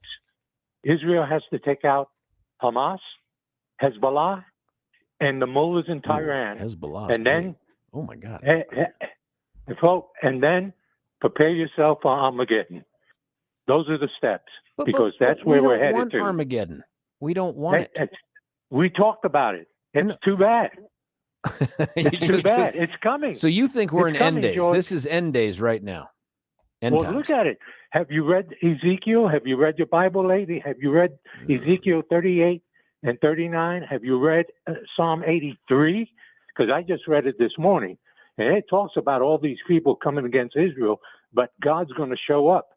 But prior to that, it's going to be that battle, Armageddon. And George, if you're not saved, then you have time. You should be afraid. People should be afraid if they don't know Christ. And Lewis, you and I, hold on a second. Yeah, I'm out of time. Where's that comedian that made fun of Israel? I don't know. And Lewis, we thank you for the call. Well, we've ended on another up note, and that is it's end times. Billy, I guess we should come back tomorrow and knock this thing out of the park. I hope you'll join us. George Brauchler on The George Show, 710 KNUS.